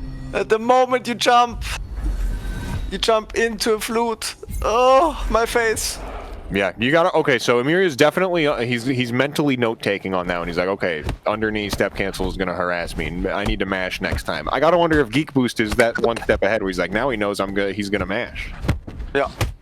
Yep. And goes for the wallop this time. Underknee wallop. Such a nice string. I also use that now. Loving it. Yeah, I'm a fan of that one. You gotta be careful if they wobble mash though. Yep, that's true. Oh, gets away. Maybe we can clean the stock. Oh, that's full health actually. Evens it right up. Yeah, once you get Forsaken down to low stamina like that, you can kind of impose your will on them pretty easily compared to other classes. I mean, we've seen this before, right? From EmeriA. Kind of a slow starter, but the moment like he adapts, oof. Gotta be careful. Yeah, he gets that moment. Oh, like that. Nice.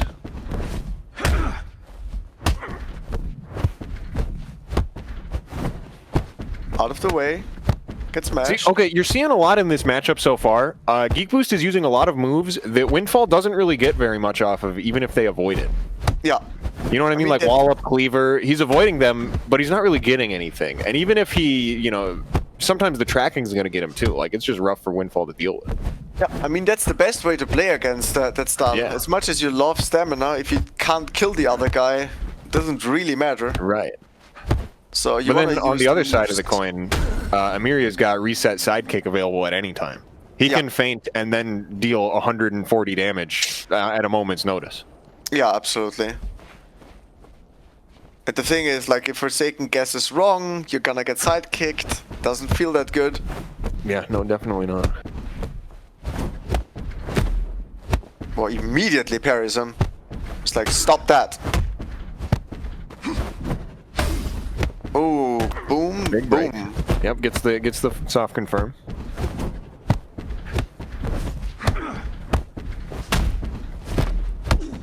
He's got a nice safe pressure string there. That's very scary for GeekBoost to want to block that and deal with it. Yeah. Because that's the thing. Like, you really don't want to be guessing wrong. Yeah, when your wrong guess means that you eat cleaver or liver knee or sidekick to the face, that's a dangerous risk for you to take. We haven't really seen any powers from either of these guys. Yeah, I'm curious interesting, if they're, you know, kind of playing their cards close to their chest. They're going to pull them out game 2 or on the last stock here. Maybe we'll see the salty EQ to close out the round. I would do that. 100%. Nice jump. Yes, Raslan he's again. doing way better dealing with that underneath stance right now. Yeah.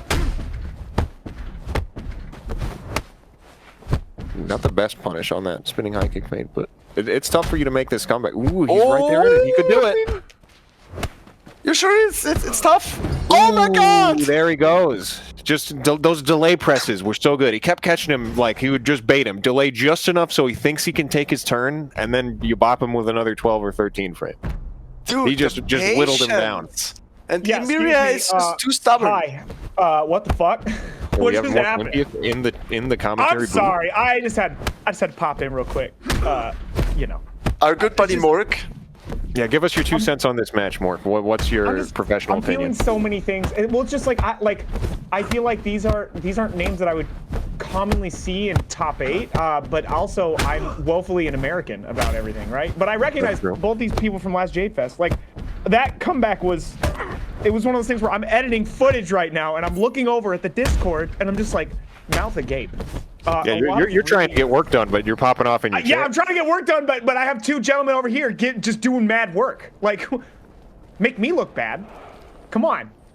Oh my god, it's rough. It's rough. Yeah. But again, EmeriA cleans up that first stock pretty convincingly. Yeah, but the thing is, can you keep that, right? Because GeekBoost was also down a full stock and then just brought it back. GeekBoost has shown that he can win those. He really sits on that underknee. Like at some point, EmeriA is gonna be like, okay, I'm gonna he's gonna do that. He's gonna do Yeah. exactly that. He's gonna mash with drunk smash, and you're gonna eat 200 damage. Oh god. Yeah, EmeriA seems to have figured it out a little bit on this one. Somebody scrape him off the desk. Holy shit. Oh. I don't know. I feel like if I'm GeekBoost on this one, you know, on the one hand, I believe in myself for the comeback potential, but on the other, maybe you just you try to gather data for the rest of this match and go, okay, Oh my this god. one's a Again watch. sees the underknee and it's like, I'm gonna mash again on Drunken. honestly, Big break. EmeriA Not a good taking punish. a lot of Ooh, the pleb dodge. Yeah, pleb dodgers. a lot of these risks. Sex.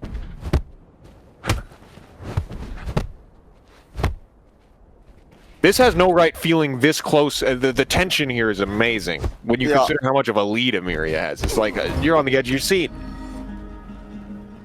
God. Dude, just from clean now it up. on, we're gonna rename this move, by the way, in the next patch, ladies and gentlemen. It's gonna be called Drunken Mash. I mean, Doesn't- he was mashing in bulk. Okay, he went to Costco for those mashes. Okay, Absolutely. no bargain bin mash here. All right. He went all in on it. He might as well. He stocked up on mashing. He's got enough mash to last him for a lifetime. the winter of GeekBoost discontent. Okay. But the thing he's is, got enough right? mash for that. Drunken Mash plus the wobble low confirm, that's like 280 damage. Yeah, that hurts. If you get mashed out and that hits you, you are feeling it. So he gets that 2 times in a game. That's like 600 damage gone. Yeah, you're sitting on like 1,130 health. That doesn't feel good. That's half your health. So he just got cooked. Yeah, that's gotta be rough, especially after how close the first game was. Yeah. But the thing is, it's not over until it's over. Yeah, he has room to breathe here. Yeah, but the thing is now, GeekBoost is gonna be like, oh my god, these Drunken Smashers, I wanna parry them. And then EmeriA could be saying like, well, I'm gonna feint them, and you're gonna eat a sidekick. How about that? Yeah.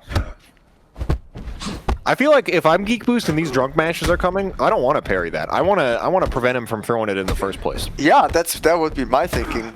Oh Yeah. my god! Like, he literally sees an underknee and presses Drunken Smash. He's got no fear. Is he waiting for it again? He mashes out with Cleaver that time. Yeah, I think he's kind of looking for this back stance. He's like, as soon as he's in underneath stance, I got nothing to fear. I'm throwing my biggest moves. I think EmeriA is also losing patience. Yeah, I think he kind of just wants to kill him. Because he keeps mashing with Cleaver and getting, there it is. pressed on. That was terrifying. That was everything that I do not like about competitive environments. That I would fall apart right there. Like, I don't know how that lasted. He put the fear into your eyes. Yeah, exactly. It's the no fear into one fear. One fear on my t-shirt. Yeah, but more, it's different, right? You only lost for content, so you could go on the casting table and be comfortable there. It's it was true. not. It's true. Yeah, I mean, like that's different. Well, it's different. Oh my god, look at he's managing the one stamina. He's got my God. he had one stamina and he was playing perfect. Absolute banana combo. That was a combo for America. Yeah, you don't usually see this one in the EU region. No. You guys are slacking today. He said as he me? watched incredible high-level gameplay. No, we ducked those. No. GeekBoost, I think, is getting a little desperate. He's letting things fly. He's just kind of he's hoping something's gonna work out, and it's just not happening. When you get to the point in a metal game where it's just like I'm just gonna throw shit at the wall and see what sticks, it's not a good sign.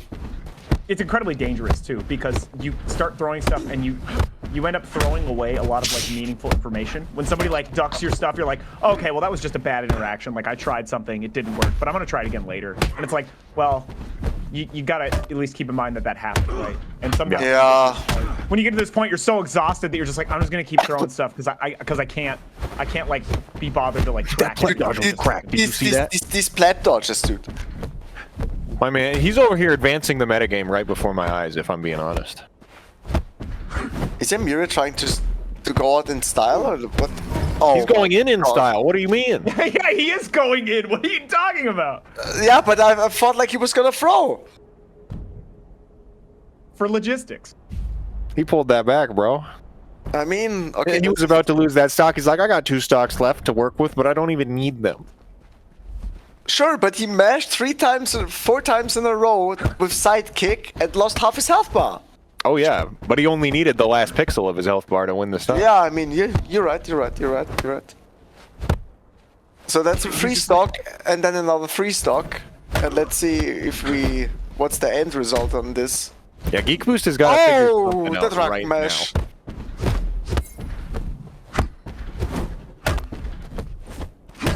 Oh no, that's gonna hurt.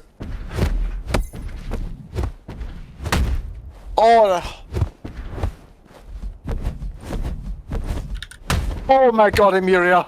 Chill. He's not chilling. Big punish. He's oh my not god. chilling. Oh my Yeah, God. okay, if I'm EmeriA, I'm like, I got this in the bag. I'm just gonna Another start stock. cooking. I'm gonna just start scaring him. What would you expect from Amasaba's nephew, you know? What would you expect? True.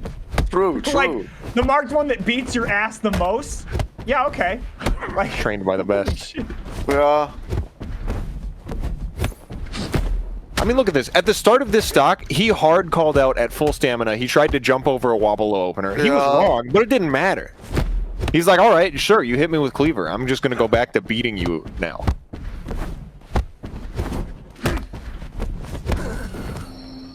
God, this is a rough one. Yeah. EmeriA is popping off, especially like he lost the first game. He's like, okay, you get one. But that's the thing with him, right? Like a really slow starter. Yeah, like he said. But when he's like starts playing you, it's like, okay, I've seen it all. So you have to deal with me now. And GeekBoost is just not able to keep up with that, like how much the pressure is increased. Nah. Oh, we're reading wrong 3 times in a row. That hurts. oh, bye. That was insane. Oh, you're really gonna range. block? No. You're gonna block Stop me. spinning high kick and then flute and then mash on 1 stamina. He's unhinged. No fear. He knows what he's gonna do. He's in his head. Oh my god, Oh what a my finish. God. The double feint into the, oh God. Man, that was brutal. Yeah. I feel like EmeriA in that set farmed an entire combo video. Did he just triple free stock him? God.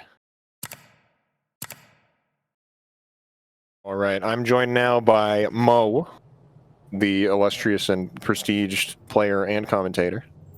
What's up, guys? I'm a guy. I do things sometimes. Let's see, Lishade. I don't know how much Lishade even plays anymore. I seem to recall He's been not kind played of for a inactive. long time. The only person he fights is like Kuro when they're dicking around and trying to have a good time. And He shows up when specifically summoned. He doesn't go out of his way to find games, is what you're telling me? yeah, for sure. And sometimes he doesn't even show up when summoned. Yeah. But that's not to say he's not a strong player. You know, it's a lot like riding a very violent bike playing this game. Yeah, this guy's got a reputation for being very strong, especially like on the vanilla meta, which is about when he quit. Yeah, so that could be interesting. If he's not really attuned to plus changes as much as other players, that could affect how he performs in these higher level matches. So far, he's doing just fine. These wide hooks have not worked out. He's throwing all of them right at the start. Yeah, feinting it around start, just to show you have it. Like, you can let it go once, but if you let it go more than that... Yeah, if you let it go 4 times like that, they all got avoided. What's the game plan, right? The game plan is to punch him with the ice grinders, apparently. Huge flute coming in. Yeah, that is a lot of damage, bro. This hurts. That was not the place to pick heavy mash. Oh my goodness. Yeah, now he's getting sliced up too. I'm sorry. Can we appreciate that flute unlock backwards to pick up the gloves? That was it was beautiful. That was was like, give me big those. sexy. I want That was the big slicers. Whew. Sorry. Okay. Man, Lishade with an incredibly strong game 1 so far. I'm never impressed by backwalk ever, or back unlock, just to be clear to the audience and to more. That's fair. You've said your piece. Okay. You can be wrong. That's fine. You can be cringe. That's fine. I'm incredibly based. I don't know what you're talking about. All right. Yeah, I letting these wide hooks go. Yeah, that one hit his guard, but like he's pretty much like he's like 1 for 10 on wide hook working out for him. Yeah. Lishade takes a quick game 1. I wonder if like this had results for him early in the tourney, or what kind of like what's the reasoning for it? I guess okay. So here's one possible reason against Stagger. Yeah, we've got a little bit of a host mix-up here. That's now, okay, wide hook will get you a few free things against Stagger sometimes. If they are timing it a little bit wrong. Yeah. So maybe that's what he was kind of banking on. He's like, I'll throw the wide hook, and if he doesn't get the perfect timing, then I'll get, you know, it's less risky than other super heavies I can throw out, but it just was not working for him. Yeah, when you're in top 8, you don't just throw shit out and hope. Yeah, you don't just assume that, well, I hope the other guy screws up on this one. Like, everyone's going to make mistakes, but you shouldn't bet your whole game plan on it. Yeah, the higher you get in a bracket, the less unforced errors people make. You have to force them to make those mistakes. You have to show him that you're not going to actually throw it and you're going to fake him out sometimes before you throw it. We'll see if he can cook up anything more threatening on this game, too. Yeah, I'd like to see What do you think he's got to do different? What do you think is the biggest hole in the game plan right now? I think he's got to be able to show his options without just letting it fly every time. Like, if he were to feint that wide hook a couple times and let, like, Lishade know that it's there, now he can see like that, right? Like that, and then he fumbled the next step of the minigame. Yeah, exactly. Well, now I'm not sure what I'm supposed to do if I'm Viror, because I mean, like he's applying some safe pressure here, and his absorbs have been pretty decent. It's just a lot of the times afterwards it's not working out. These feints into blocks that he's doing to maintain his turn are pretty good. Yeah. Like, oh man, look at Lishade's like stamp. Like, he doesn't care.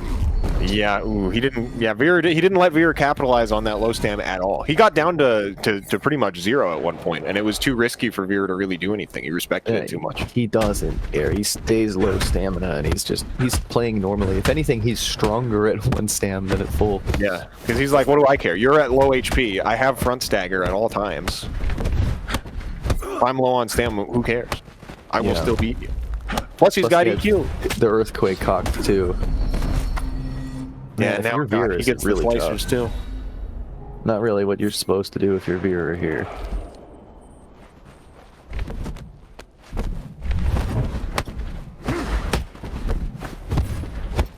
Yeah, this is rough too, because a lot of the times if you're playing Cult, you kind of want to, you know, you can afford to block for a long time. You really want to pick your battles for when to absorb, but you can't do that when there's cut damage coming at you.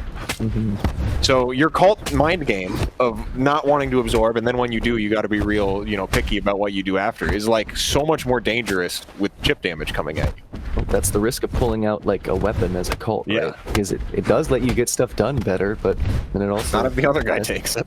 Yeah, it messes up your game plan real bad if they do. Yeah, that's another quick one. He's got to figure something out, like, you know, immediately if he wants to make this any closer. It's because he keeps eating heavy hits for no reason. He's entirely too eager for the absorb. Yeah. He's just throwing it out there.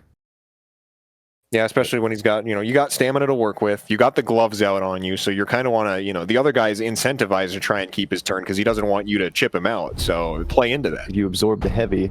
Like, if you're right, you absorb the heavy. So, yeah. And then if you're wrong 1 second later, it's as if you just got hit by the heavy, you know, you're screwed. Yeah, it's really tough. Now, to be fair, Viror is just kind of getting hit. Yeah. But this is the wall he's up against right now. See, here we go. A little safer pressure's doing a lot more work for him than gambling on those heavy moves. Just spamming the low back fist, like back walk string. Oh, they come out. I'd love to see him put these gloves away when it gets dangerous. Now that he's eaten that many hits, he's got to put them away. Nope, he's not doing it. There it is. Okay. I think I gotta say, he looks tilted now. I think that he got his ass beat too fast in the first 2 games, and now he's panicking. That might be true. That might be true. Because it doesn't look like he's really adjusted that much. It doesn't look like he's going, okay, here's what I need to do to fix my game plan. Here's how I will play differently now. He's just kind of still swinging. Yeah, he's done nothing to adjust at all. He's definitely just spamming the exact same buttons and coin flips as the first duck. Who sent Lishade into losers? Cochon. Yeah, Cochon has been doing amazing today. And Viror got knocked down by Pete. There we go. He manages to cling to life. Oh, but that health situation is tough. Yeah, his health is screwed and he has no shards either. And no gloves anymore. Lishade with that run-up starter, like, feint. Really, like, emblematic of how you're supposed to play this Cult mind game. Yeah. Because they're really antsy for the dodge. And because even if they absorb it, you're still, you know, you still have a pretty decent advantage there. I meant to say absorb, not dodge. Yeah. Okay, I gotcha. These cults are always so, like, active. They want to absorb or mash constantly, right? Right. They want to keep the pace in their side of the court. Mm-hmm. So you can take advantage of that. This is so dangerous. That was good. That feint into block was he good. lost so much health on that one. He was cooking a little bit with those absorbs, but he lost the mind game after. Yeah, converting it into offense is so difficult on this class. Like, your defense is easy, but converting, so difficult.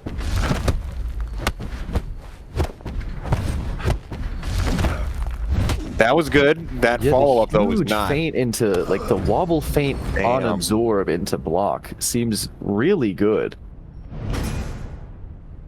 Because you can't. Yeah, I mean, he blocked the EQ. He saw it coming, and then he fumbled the punish after. He could have kept that a little closer had he not dropped it there. That was a brutal set. I haven't seen Beat play at all this tourney either, so I don't even know what he's doing different from last time. I'm excited. Well, I heard he's not been playing as much lately. He didn't practice up for this one as much as the previous Jade Fest, but he's been playing well, I think. He's back on Phajin. He played Windfall earlier against Cochon, and it did not work out for him. already sitting in neutral for a million years before committing to the gut punch, and then he's in, doing his switch kick front stopper stuff. I'm expecting a gut punch away the minute it goes south, but You know, he just calls it out with sidekick and has no fear. oh, back stance back walk to get away.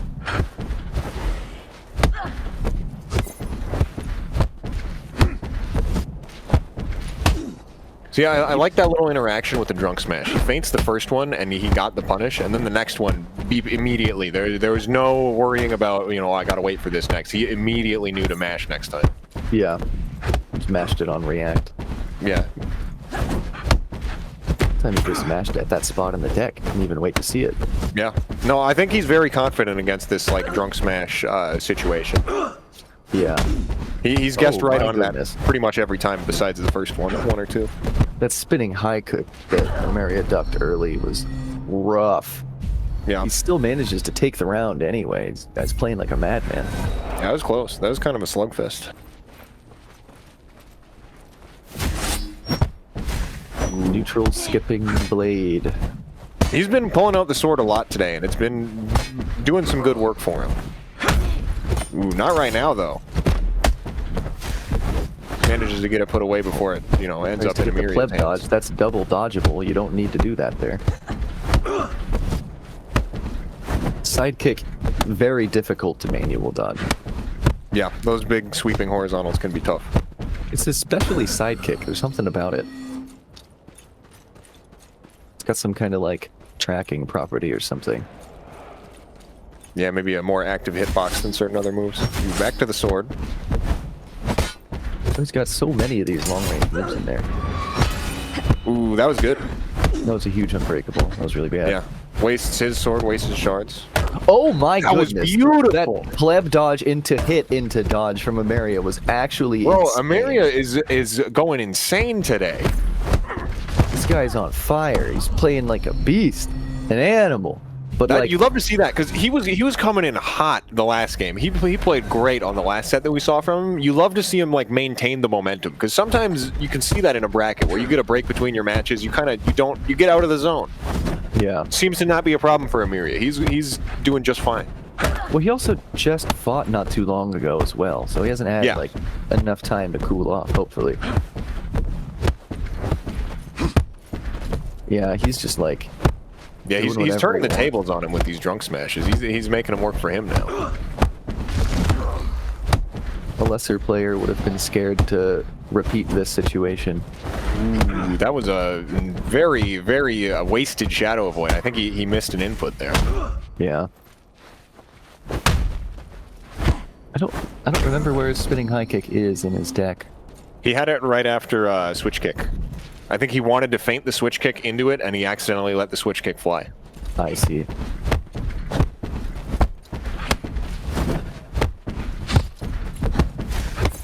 Yeah, honestly, Beep has been switching up his deck a lot today. He's doing something many players don't that I think as the meta advances will be taken advantage of more. He's bringing a new deck depending on who and what he's got to play against. Yeah.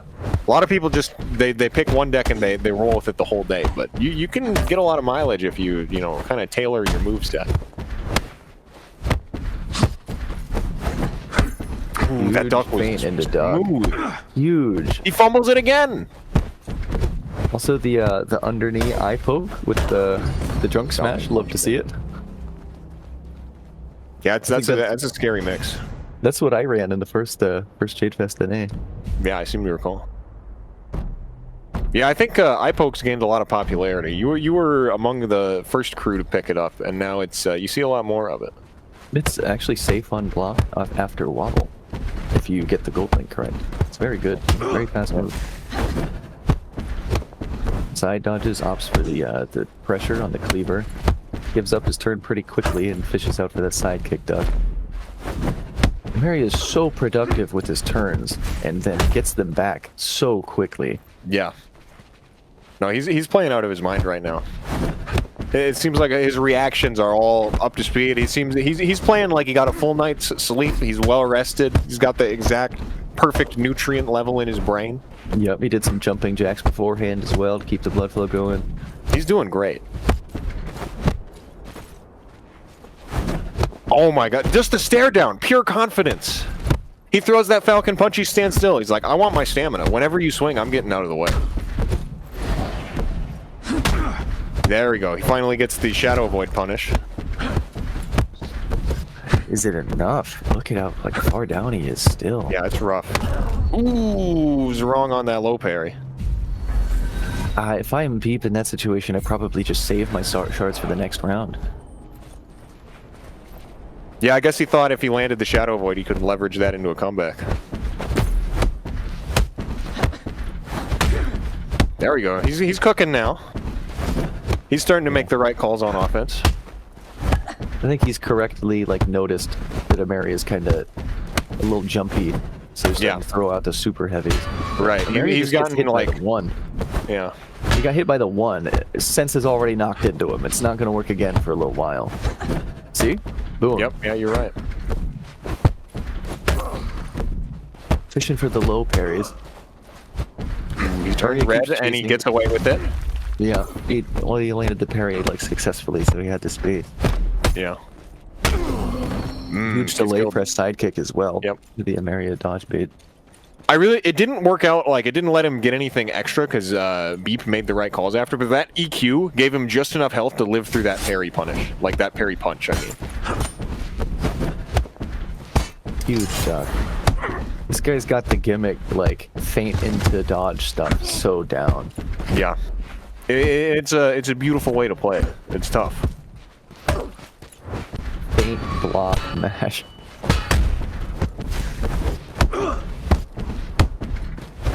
He's not a very patient defender, but what he actually chooses to do on defense is very, like, rich.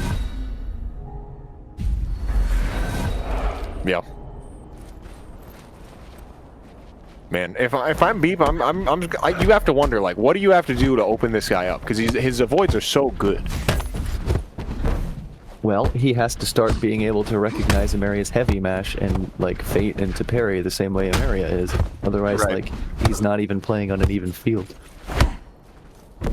Yeah, he's kind of letting him get away with a lot of that. Yeah.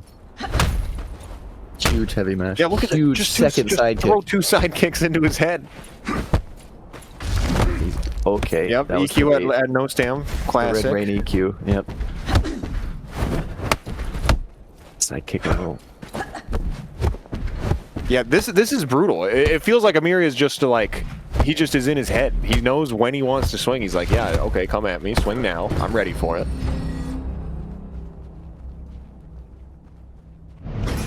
It's like he's pressuring Beep in such a way that Beep is falling into his rhythm. I feel like he needs to figure out how to not let EmeriA impose his will on him when it's not his turn.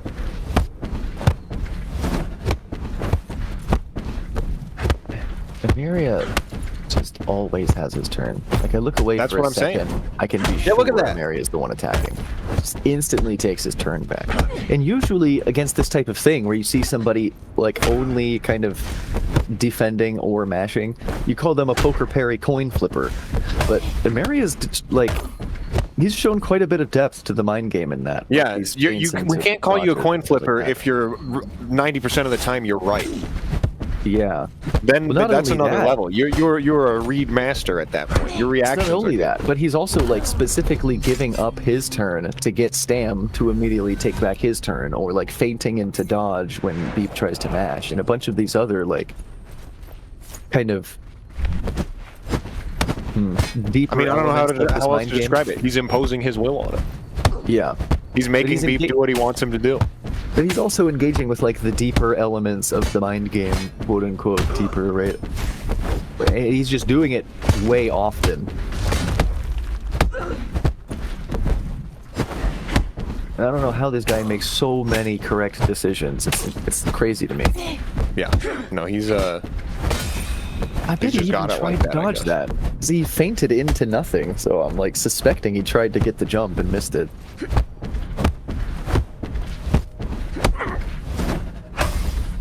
Huge punish. Oh my he tap blocks for like 7 seconds in a row, avoids one move as soon as he's low enough on Stam, and just cracks him open with Cleaver Blow. Yeah, and since Beep hasn't been around, we've all been practicing like not blocking. like what's it called? By reaction, and kind of waiting to make the decision of whether you go for the parry or the block in these situations. Beep hadn't practiced that. He's just blocking the cleaver out of like fear or habit or something, and it's costing him huge damage. Yeah, I think he's just based on looking at it right now, he's panicking. He's like trying to figure out what can I possibly do now. It's looking hopeless for him. It's tough when you're in this situation. You're down, 2 games and 2 stocks. It's like, you're what can you even do? Yeah, I mean, EmeriA is a script flipper for sure. Like, usually the Phajin is the one that controls the pace of this match, but EmeriA is not having it. Yeah.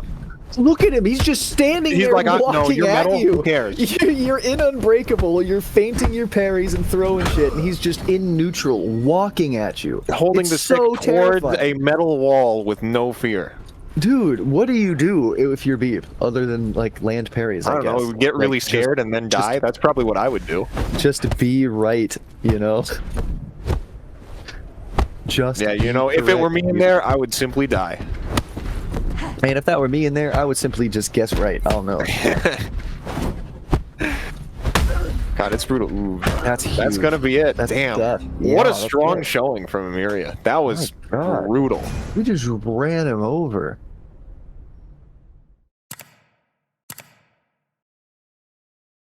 All right. Looks like we're getting started. Well, what are you expecting to see here? Well, give me a quick rundown of your thoughts. I don't know, because Althur and Lishade haven't fought since Althur was on that, like, gut punch unlock shit, like, years ago at this point. Yeah. So I have no idea how these two interact with each other. So far, it seems that the interaction is Althur has chosen to violently attack. Yeah, he's showing all of it. He's showing his hand early to try to, like, get into the actual depth of the mind game quickly. Whereas Lishade, he's only showing the one string, right? Yeah, he's content to sit on the back and kind of wait it out. Information control so far in Lishade's favor.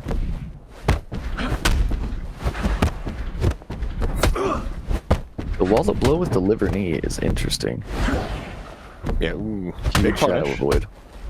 Just barely doesn't kill him.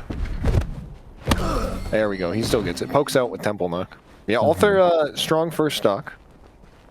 It's a strong first stock, but like you said, he showed a lot more of his hand on the first stock too. Yeah, but it's the thing is, in the stagger matchup, that's kind of worth it to do because the health advantage removes a lot of Lishade's options. That's true. So showing your own options isn't necessarily a bad thing as long as it gets you the stock. Yeah, well, we're tied up again now. God, didn't make any headway. His entire, first round, first stock play is now to waste. Oh my gosh, front staggers the leg breaker in neutral. There's the spinning high kick, establishes that option. Throws it a second time. They both feint into block at each other. They both are showing a great deal of respect. Good interaction on the powers there. The EQ gets blocked, but he didn't buffer his attack, so he was able to still avoid the follow-up. Oh my god. Look at Althur go! Oh, if you block an earthquake, you're not guaranteed to get hit. You can still make the read. Yeah. Althur is doing a great job of maintaining his offense here against these staggers. Yeah. He's either avoiding them or he's just blocking. And even if he just blocks, he's still in a good spot because he's got the frame advantage. But he went for a leg breaker feint on the re-engage, and Lishade had baited that. He just hit him. I feel like Althur is he's got this very strong offense, and he's got these moments of incredible brilliance, but then sometimes he'll get his turn stolen away from him, and then it just kind of snowballs from there. You know what I mean? Did anyone else just see his mask and hair disappear when he shadow avoided? Is that just me? Yeah, it went into the other dimension briefly, along with the rest of his body. I see. It just stayed behind a little longer than the rest of him. Right. Man, that must be a weird experience to just feel your face and hair disappear for a second, feel the breeze, and then it all comes back. You're gonna be bald for a nanosecond, and yeah, but it raises his power level. As we know, baldness gives strength. That's why Boot won. Yeah, I see. We can't tell if Lishade's bald. He's got the hood on. Yeah, he could be bald under there for all we know. Evidence suggests he is, judging by the score. Yeah, just based on, you know, how this stock is Oh, going. that unlock backwards but for the sidekick whiff was huge, but he couldn't actually capitalize on it, so Althur got a couple of these big hits in that actually would have made a situation somewhat more doable, but he eats this wobble and loses the round. Tough to see. Yeah. I feel like with a couple minor adjustments, Althur takes that one. I think what we're going to see here is like a very even, you know, baseline, and then it's just going to depend on who can make those like smaller adaptations more quickly.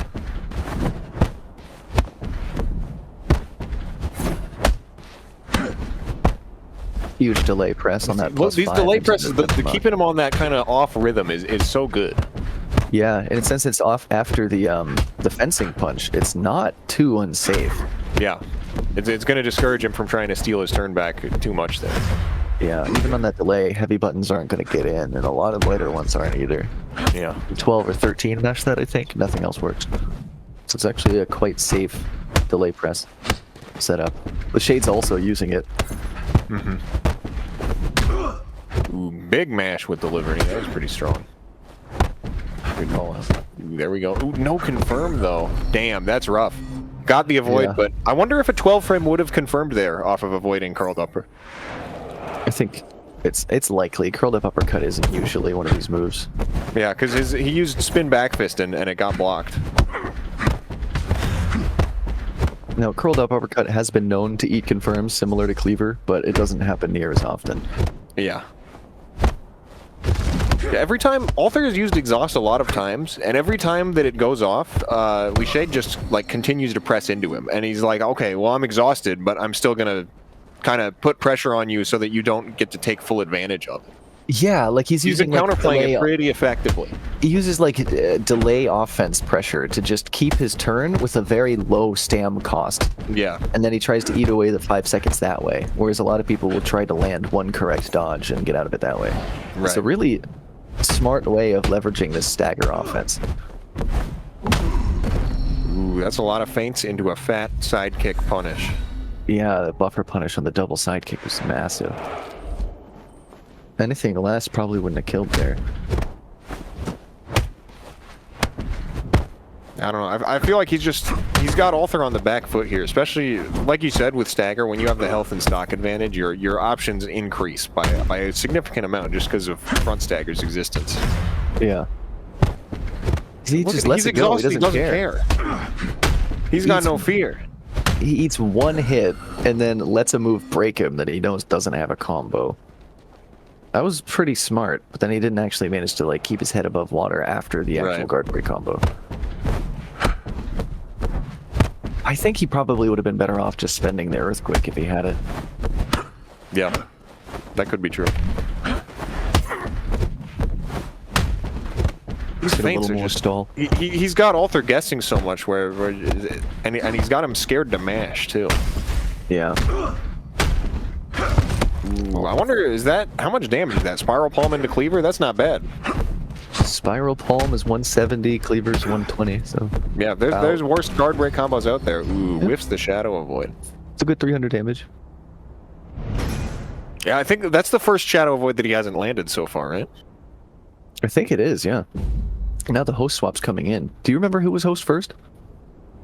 It looks like it was. I believe Althur was host first. Because he's getting rocked at low stam, and that's so I think he's trying to like do the unbreakable into tap block deal. Yeah. Yeah, that'll definitely do you better than trying to use exhaust defensively. Damn, Lishade just he throws his whole stamina bar at him and has no fear. I actually think exhaust is more defensive utility, but Lishade is just getting the outplay so consistently. It's like inhuman. It's like it's a player matchup. You're like, well, this guy specifically is cracked against exhaust. I'm picking something else for him. Yeah. I don't even expect he'll use the unbreakable that often. Yeah. Huge. Yeah, big twist parry strike on that one. Probably top 5 goofiest looking moves in the game, but it does damage now. You know, I wanted to like fight you on the top 5 thing, but I don't think I can. You know, it gets points for being stolen from the raid, but that's all it gets for me. This balding into spinning high kick shit is really putting in work now. Yeah. Yeah, Althur's like allowing himself to play a little more defensive, isn't he? Yeah, like, and he's getting a lot of good avoids here too. He's not really letting Lishade start like too strong of an offense on him. He's keeping his stamina high. Yeah, his game plan seems to be totally different though. Like he gets one hit, he's back on defense. Or in the previous set, he would have just been like going apeshit trying to land hits. Yeah, I think a big part of that is he kept getting punished for getting low stam. Like, it kept hurting him really badly whenever he would end up low stam. He would get broken or, you know, it just didn't go well. So he's like, well, I'll take my openings a little smaller and manage that stamina a little more conservatively. Coach, you said thinning high kick in the chat. Because of the bald. Spinning high kick. I think that does more damage than spinning high kick. Yeah, because of the mental pressure, right? Yeah. Oh my god, it messes with the stagger back dodge. Sword is so good at just like and you know, stagger sword back dodge unusable. Yeah, sword specifically against the back dodge. And here's another thing: Althur's sword decks always have like 3 or 4 hidden secrets in them that are like some hyper specific tool that. Althur is a master of sword decks. He's got some crazy ideas, and I like love side unlocks here, some kind of crazy back unlock there. He will find the unlocks in a sword deck that are actually decently usable. Huge. That was a quick duck. Yeah, he's fast on that one. Ooh, he went for the big read with Spiral Palm there. It didn't work out. Yep. Oh, okay. I see. I think this was a strange spot to use it. I don't think it's a bad spot. I think what he's thinking is, well, you know, he had plenty of stamina, but he could have used that to secure the game. Lishade was low enough that if he had made 1 or 2 decent trades with that Unbreakable, he would win the round and thus the game. It didn't work out for him, but I think I can see where he was, you know, trying to use it. Now my biggest question here is, like, can he maintain his composure enough to take this? We get enough shards for the Metal Mario. I think he's just trying to break Lishade's stam by any means. He's just like, I'm just going to swing. You have 1 health. If any of these land, you're dead. Lishade expertly waiting it out, gets the EQ, but like he doesn't get anything after that. He just faints once and Althur mashes him. Because he has the HP advantage, he's allowed to take that like goofy risk.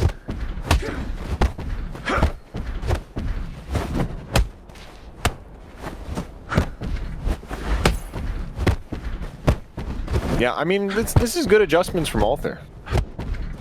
We talked a lot about like what he had to do to kind of figure out the counterplay, and he seems to be applying a lot of it. He's doing great. I'm starting to see him like get more active, though, which is like kind of undoing what won him the last round.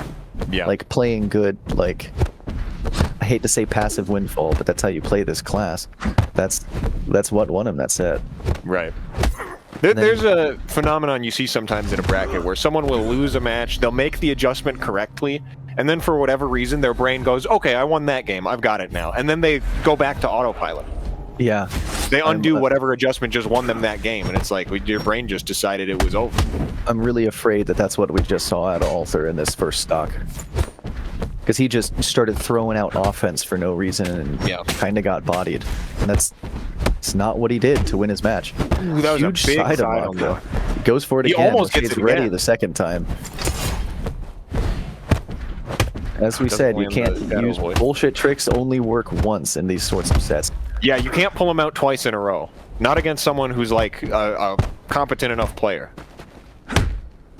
I think he tried to bait with the 1 stam, but accidentally gassed himself. Yeah, it could be. Althur takes it. He's got a decent health disadvantage, but not unwinnable. Yeah. Not something he can't come back from. Huge Crunch trade. Dagger's gonna make it harder.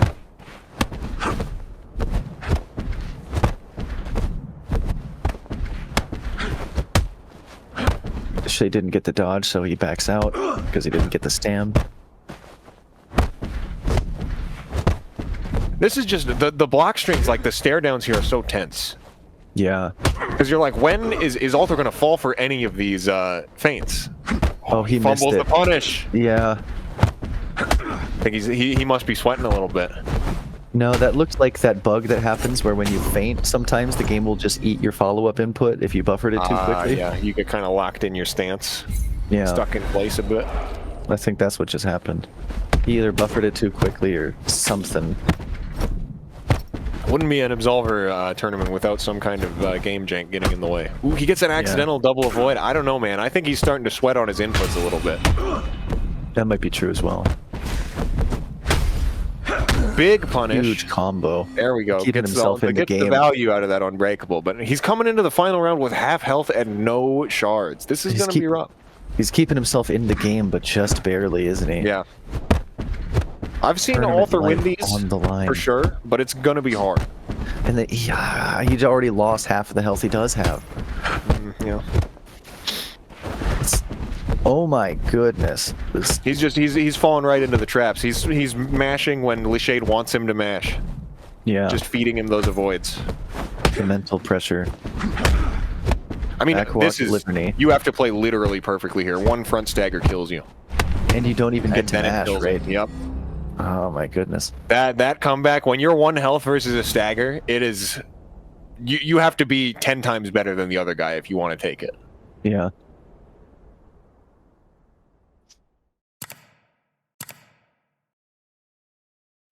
You know? I guess he got warmed up. He was feeling good. Kuro's been playing, as good as Kuro always plays so far. Cochon has been popping off today, though. He's been, I would say, exceeding expectations. Well, you love to see it.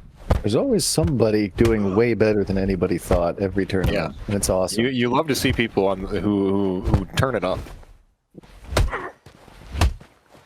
Oh, mashing on hit. Might have been a buffer, not sure. Kuro, with just these front punches over and over again, he's like, I dare you to mash. Press something. Mm-hmm. And then as soon as he does, he eats the sidekick.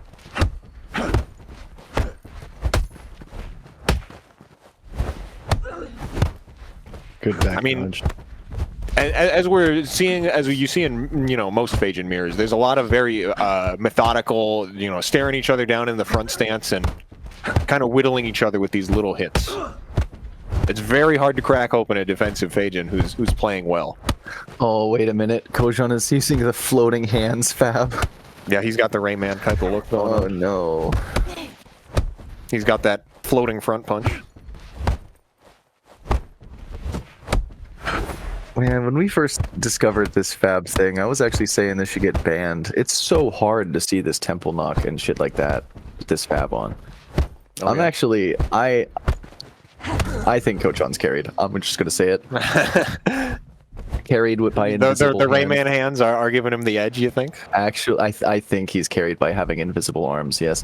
And his hands like blend into the environment and to the rest of his outfit. You actually cannot see. You're saying it's a tactical color scheme is what you're saying. This is like using the cyan palette on the fucking night stage in Street Fighter 3. This is like super fucking scummy. Mode. It's kind of scummy, I don't know. Kuro seems to not be having much trouble with it so far. Really? I don't think he would have eaten match. That temple knock I saw him ate is what made me notice this, because he would not have eaten that normally.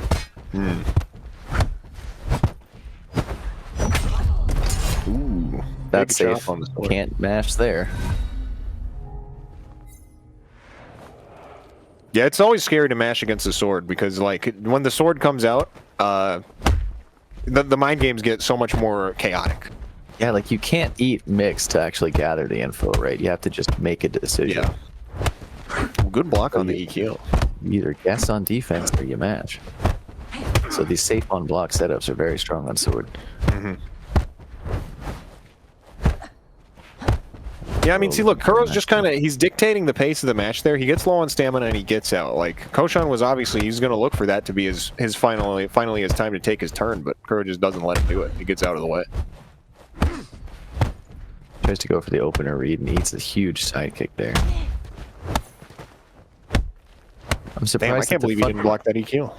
The front punch also didn't knock him out of the face back fist. I figured it would have there. Maybe he just went for it really late. Ooh. Just a little delay on that sidekick and catches him. Cochon's starting off pretty strong in game one. And I mean, we've seen this from Kuro before. He had a set versus Althur earlier in the tournament where Althur took the first game, and then Kuro said, okay, I have enough information now, and kind of just went to town on the next 3. Well, Kuro's not like a game plan player. He's an adaptability player. Like, he sits there, he pokes you, he figures out how your brain ticks, and then he just responds to that. Yeah. He's got very good reactions, and once he's kind of become attuned to the rhythm that you want to mash or that you want to press, or that you want to, you know, structure your offense, he'll use those reflexes and then he'll shut you down. Because now that he knows when you want to press, reacting becomes that much easier. Yeah, losing early sets and then just turning it on and coming from behind.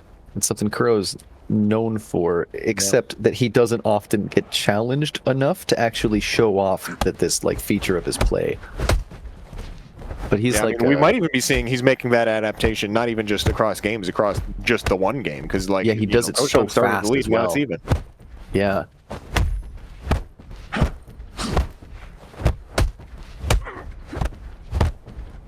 Already huge safe block pressure. Yeah, that fast cross into curled into sidekick with front stopper available at any time. It's it'll bring down that stamina bar for sure. Very soon you'll be forced to do something. Big parry. He exhausts the sword. Exhaust with Phajin is so terrifying because that front punch becomes a guard break. Like your decision making becomes so difficult instantly. Yeah.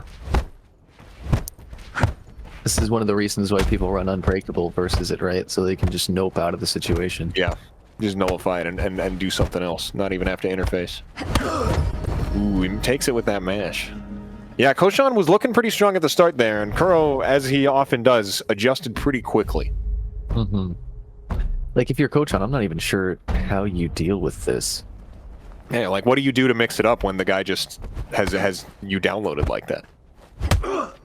You know, I don't want to count him out or anything, but, you know, Kuro's the clear favorite to potentially be taking the whole tournament. Yeah. Usually, you can, like, point to one element of someone's game plan or lack of response to a situation and just say, this needs fixed, and then the match will change.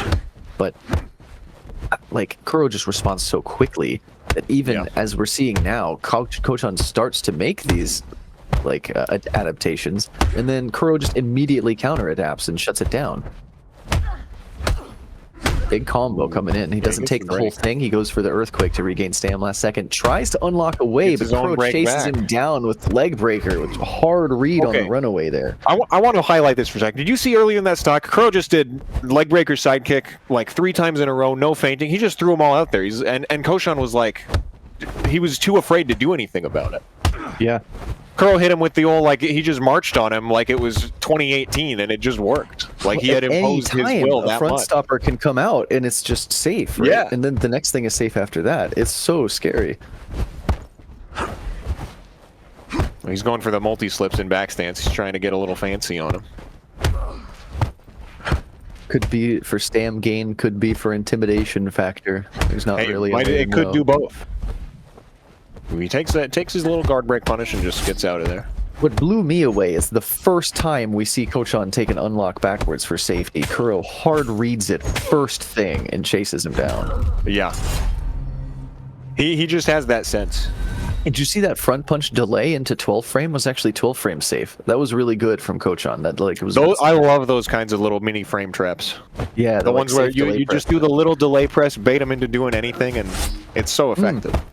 But it was a safe on block delay press setup. Kuro couldn't 12 frame mash out of it. It was really cool.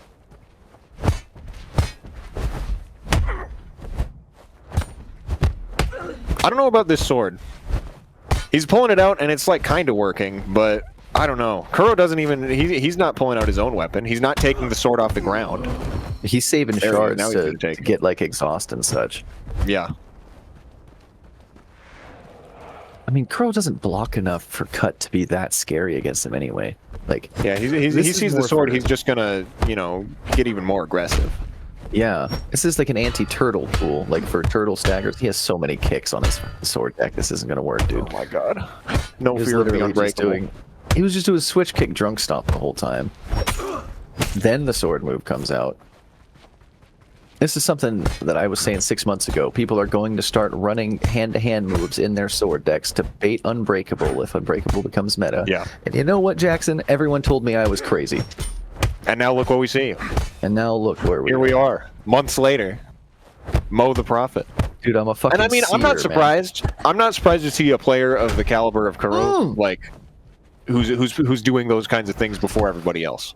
The Cochon deciding to mash heavy on -6 makes him eat a spitting high kick. That is a baffling decision that we see cost him dearly.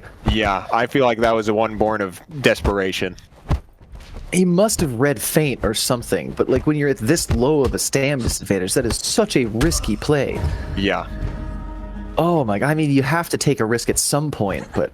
Okay, here's my That's opinion so on like costly. that kind of risk. That risk you do every once in a while, or you do it when you're cornered. You pull that out like you use that once per set. But I feel like against Kuro, when you pull out that kind of like risk of against a player like that, you need to really make sure that it counts. You know what I mean? Yeah, Because you only get like, to do it once. Kuro now has that mental information. He's like, okay, he's crazy enough to do something like that. All right, and we've got, let's see, game 3 starting. Cochon's got to figure something out. He's taking some stocks. He's not getting washed completely. You know what I mean? If this could be a 3-0 and be a close 3-0, but I don't know. It's like Cochon's getting 3-0'd, and I have no clue what he's supposed to be doing to actually like take stocks, right? It's really rough when you look at you're looking at what to do. You're like, okay, well, how do I defeat this? How do I play better? And it's like the answer is just, well, you simply need to read better, because that's not like that's so tough to do. Yeah, actually, you can't just go into the adapt lab and faster. train that. You can't like grind reactions to just be better at adapting and reading the other player. It's so tough. Yeah, just It's see such like an faster. ethereal target to be shooting for, you know? Yeah, very like abstract skill to try to build. See, Kuro goes for, in the same situation, in this like curled up spinning high thing, he goes for a back dodge into weight, which is like a very sort of passive, safe play. We all say it's cringe, but you kind of have to do it in the mirror because you cannot go for these heavy mashes in these spinning high kick situations. So, Especially in tournament too. It's like sometimes, you know, do you want to be the cool guy or do you want to win the match? it's like this difference of like how they even engage with the matchup, I think, is the make or break factor for this. I mean, look at that. You see, like, this is good gameplay from Cochon in a lot of these areas, and it's just like not enough. He's playing so solidly, right? That was sword pull was interesting. Put it away. Yep. He put it away safely. Gets an earthquake. Yeah. Doesn't actually get any health back for it, though. I think he was expecting that leg breaker to be let go. He's doing an excellent job of holding on here. Ooh, Yeah. as soon as I say it. Man, it's The just amount of, when like- you're at 1 HP and low stamina against Phajin, and against Kuro especially, like, it's so hard to keep your head above water. He had the right idea, though. He managed to get like a good quarter of Kuro's health bar down. Yeah, just he was off doing of, like, great. defensive chip.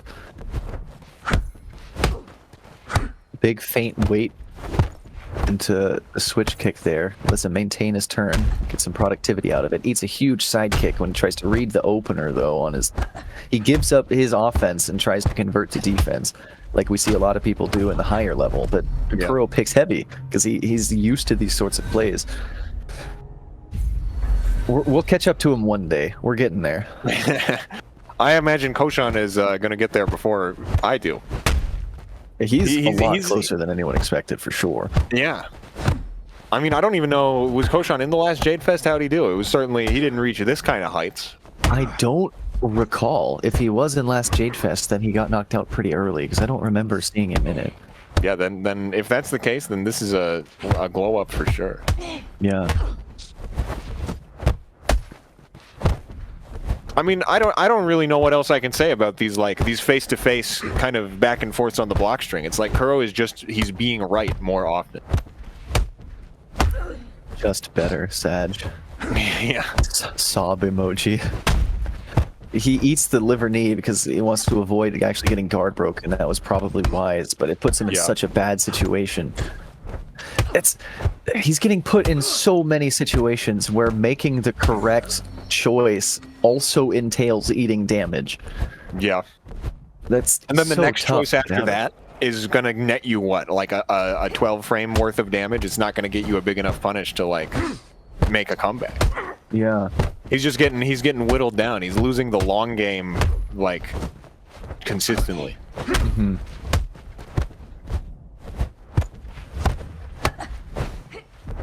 That exhaust was huge. Yeah. Cochon that's kinda fails to hard. get the opener read on the react for it. Kuro not even going for a guard break, he's just going for the guard pressure to net him hits. Yeah. Keeping Cochon on low stam. Blocks the earthquake. Gets I parried on think the your side kick. Cochon, ooh, that one worked out, but you see him getting kind of desperate here. He's throwing these EQs, and they're getting blocked. He's fainting 7 times in a row. He's trying to make something happen. And he's like, when he gets stuffed like that, like when Kuro blocks his EQs and stuff, he is responding correctly to these situations. Yeah. But like he just doesn't have the resource to have the space to wait for a correct read. Mm-hmm. No time to wait. Must make a decision now. Yeah. And that was, really strong play on Kuro there. And I mean, look at this. This is last stock. Cochon's cooking on his offense right now, but it's like, how are you going to win this long game? Yeah, you can't with that little HP. It's like the opposite of all the other matchups we see, where when your opponent is on 1 HP, you just get to go dumb, and like you don't care if you eat a hit. Yeah. What we're seeing is the Phajin will just turtle and wait for you to feel forced to do something, and then just parry you. Right. It's crazy, insane mirror. This is one of the better Phajin mirrors I've ever seen. It's so brutal to see a match where it's like, yeah, this guy is objectively playing really well, and he's making a lot of right calls, and he's still just dying. What do you expect to see from these guys? I'm thinking EmeriA's aggression versus Cochon, just kind of doing his fundamentally sound Phajin play. I'm not sure who's going to win this. Yeah, I'm expecting EmeriA to do his thing that he's been doing today, which is, go crazy on the avoids in the offense. I'm curious to see how Cochon performs after, coming off of what, for me, if I were in there, would be a demoralizing loss. Yeah. Oh my gosh. EmeriA does such a good job of covering his style of plays. Like this pleb dodges is very stamina intensive, which is very bad to do on the face of it in the Phajin matchup. But he's so good at getting these offensive dodges that he can keep his stamina high enough to support this playstyle. It's really crazy to see. Yeah. Like he's just using raw skill to negate a major weakness of his playstyle. See there, he just that's another weakness of it, is you have to buffer the dodges so you can steal your own confirms sometimes. But he was so far ahead, it kind of didn't make a difference. Right. And it's like, worst case scenario, it's like you get out of there and you're back in neutral. It's not a situation where worst case scenario, you get bonked on the head and take a ton of damage, At least in the way that he's using it. Mm-hmm. Ooh, big break.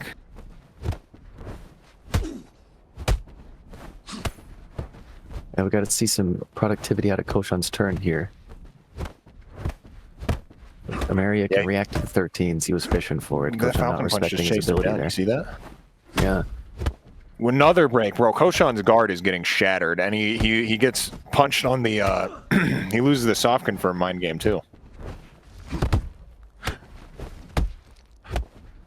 EQ into EQ, classic. Man, yeah, EmeriA's he's starting off real strong on this one. Mm-hmm.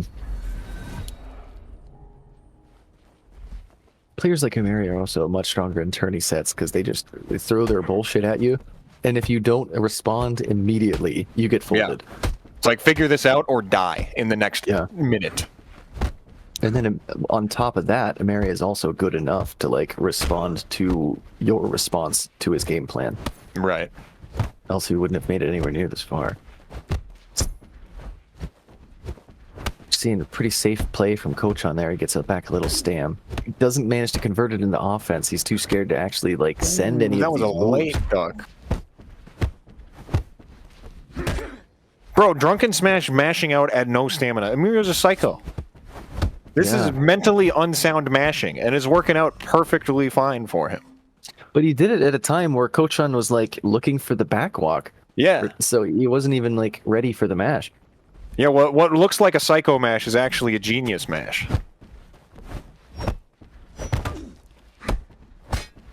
Yeah, in the context of that situation, yeah.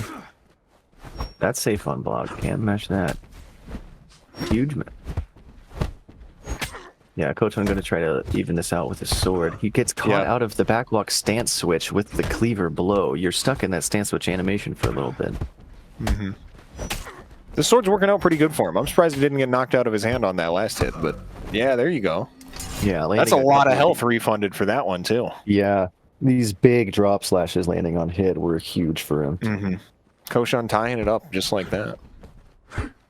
I feel like he's made this adjustment over the first couple stocks where, especially with the sword, he was allowed to put on a much more effective offense. Mm-hmm.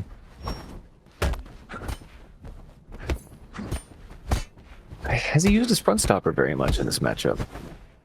Not a whole lot. I've seen it a couple times, but... I'd like to see him paint it or try to get him to eat it on block. In these situations where he's usually going for sidekick. Yeah. Ooh, Unbreakable. Unbreakable's real risky with this low HP. A couple hits is still going to kill you. There he's going. See, he's allowed to block the cleaver. He's got no health, bro. Oh yep, that's God, it. There he goes. Yeah, when you're at that low and the other guy's got a power like Earthquake on them, it's you got to play so perfectly in order to make that happen, you know? Yeah, Cochon does not have like a feel for him when EmeriA wants to EQ. Either that, or he like ate up so much of his mental stack on the previous match. Like, there's a lot of mistakes that he's making now that we weren't seeing him make before. Yeah, having the mental stamina to play this many sets this late into the tournament and like play at your peak, especially with a class that requires, you know, your neurons to be firing all the time, like with Phajin, it's tough. Yeah. Especially, think about it this way. Cochon just had to play against Kuro, and, you know, he's using his brain at 100% efficiency that whole time. Now he has to play against EmeriA, who has had a nice little break. Maybe had to go, you know, cup of coffee and a little relaxing. It's well, that's tough. an interesting thing, because you can also say, well, Cochon's warm and EmeriA got cold, right? Yeah, that's true. It kind of depends on the player, and I don't know either of these guys well enough to say which side of that spectrum they fall on, but... Yeah. Just based on how the match is going, I'm going to say that EmeriA's got the advantage in mental in that department. Yeah, Cochon looks tired. And you hate to see it, because I think he could have put up a better fight if he was playing right now the same way he was in the previous set. Oh my god, that feint punish was huge. I think he's still got some room to work with. Let's not count him out just yet. Yeah, if he had let that one parry punch go, it would actually stayed his turn. That face back fist wouldn't have punished him. He puts the sword away. I think he's getting shards for the EQ or something, maybe? Or maybe he just wants the mix. It could be either. Huge big duck break. cleaver. Yeah, he immediately, he's like, as soon as the break's in, he's like, oh, you know, it's my turn. I would like to no longer have it be your turn. Yeah, when you're that low stam, you either like go for the side dodge or you just let the cleaver hit you. Blocking it is a catastrophe. It takes the round with a huge sidekick, but just over a third health. This next stock is looking pretty rough. He's going to have to just try to take as much of EmeriA out as he can to put him in the same situation for next stock as he is in now. I think the answer here, he's got to whip out the sword and do something crazy. Because the sword's been doing pretty good work for him. I think you need to rely on that a bit more. I think he doesn't want to lose with his sword out, but I think that's you're true. right. He's got it's a risk for sure. He needs to take it though.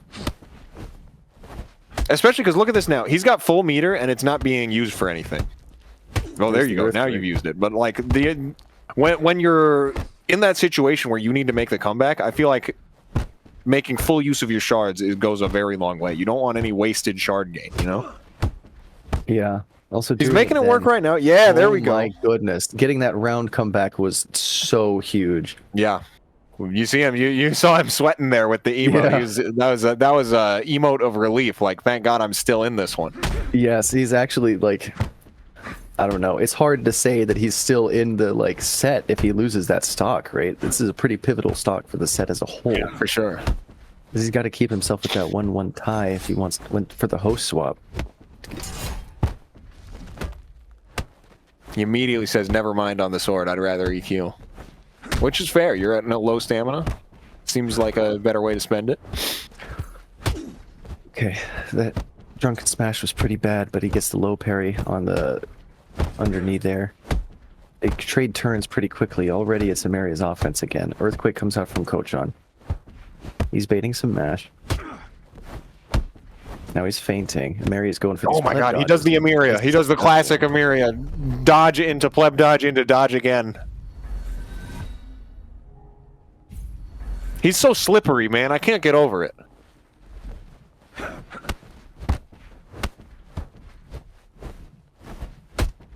Ooh, there we go. Really Feints a gotta bunch of times. Wait till you wait till you see them hit the stick, and then you just hit them. Yeah, this time Cochon saw him faint. Oh my god, are you seeing this adaptation out of Cochon Yeah, right now? he's doing great. He's faints figured and out how then to waits apply the see what offense. EmeriA does. Yeah, yeah. That was great. And then he fainted again, saw another duck, and he's like, all right, that wasn't the manual dodge. He puts himself in the situation, then delay presses the leg breaker. Beautiful play from Cochon there. Yeah, he's catching on to the tricks. Yep, secures it with Confirms Earthquake. Earthquake, 1 HP. Usually this matchup goes the opposite way. Like, EmeriA has a way of turning Windfall matchups, like, on their head. Like, usually Windfall is meant to be the passive one, finding responses to Phajin mistakes, but he's just forcing mistakes out of people by this crazy He's so good aggressive playstyle. He's so good at, like, being the aggressor and winning those, like, scuffles. You know what I mean? He'll get into a situation where he's low on stamina, he's been mashing into your block, there's 7 feints coming at his head, and he'll manage to, like, get out of that little, you know, he's very scrappy. And that's a tough skill to have in this game. Oh my gosh. See, we're seeing a lot of these front punch feints coming out. And Yeah, just catching him with that hook. Yeah, he sees it, he reacts to it. He has so much stam. He's just, his aggressive playstyle's working him against him here. Cochon actually doing a good job. Yeah, maybe Cochon realized he maybe had a moment of clarity where he's like, if I just he's just going to be constantly trying to make things happen like that, then I can kind of put him on the hook and bait him along. Yeah, give him enough rope to hang himself. There's his pleb dodge again, but he blocks it. He knows that he's going for the reversal right after. See, now he's starting to play the stam game. He just let EmeriA use the stam it costs to pleb dodge. Yeah, and then he just blocked after. He's like, I'm not giving you your next avoid, or I'm not giving you your next hit. Like, you only have so much stam. Like, what are you going to do? Huge dodge. It's just the walls on this guy. Yeah. Ooh, see, that's a moment where I think you can see that a player's, like, starting to really get, like, not necessarily nervous, but they don't want it to not be their turn. When you EQ at full stamina off of, like, one defensive, he wants to maintain, like, the momentum there. I think that's a little telling. Yeah. It could have been maybe at full shards and, like, just wanted to use him to make could be space, it too, yeah. But then he should have used it at the end of the last stock. I think you're right. I think he is kind of panicking a little bit. We're starting He's to just see like, I don't want to deal with your offense right now. It is my turn. going for these side dodges on every single feinted front punch and stuff.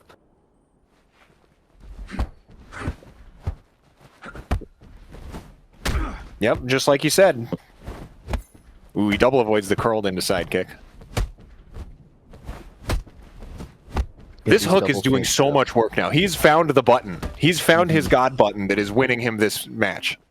He's like going from double feint, triple feint setups to, all right, now I'm going to do mash safe stuff. And then Yeah, now I'll I'm mash going safe. to When I forward feint, I'm time. just taking hook and I'm walking away with it. I'm taking the hook and I'm going home.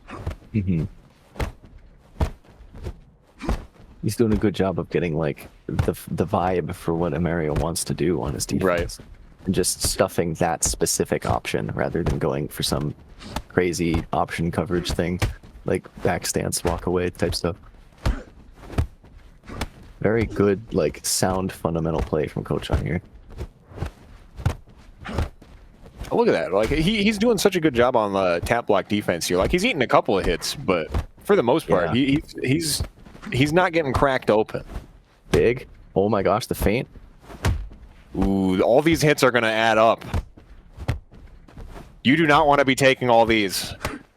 He's pushing himself a little far. He has the HP to do it. I guess he was planning to EQ out that whole time. Oh my god. Dude, Dude has one too. He lost that stock, but like he got so many free hits before it happened. Yeah. He's secured like such an advantage on this final stock.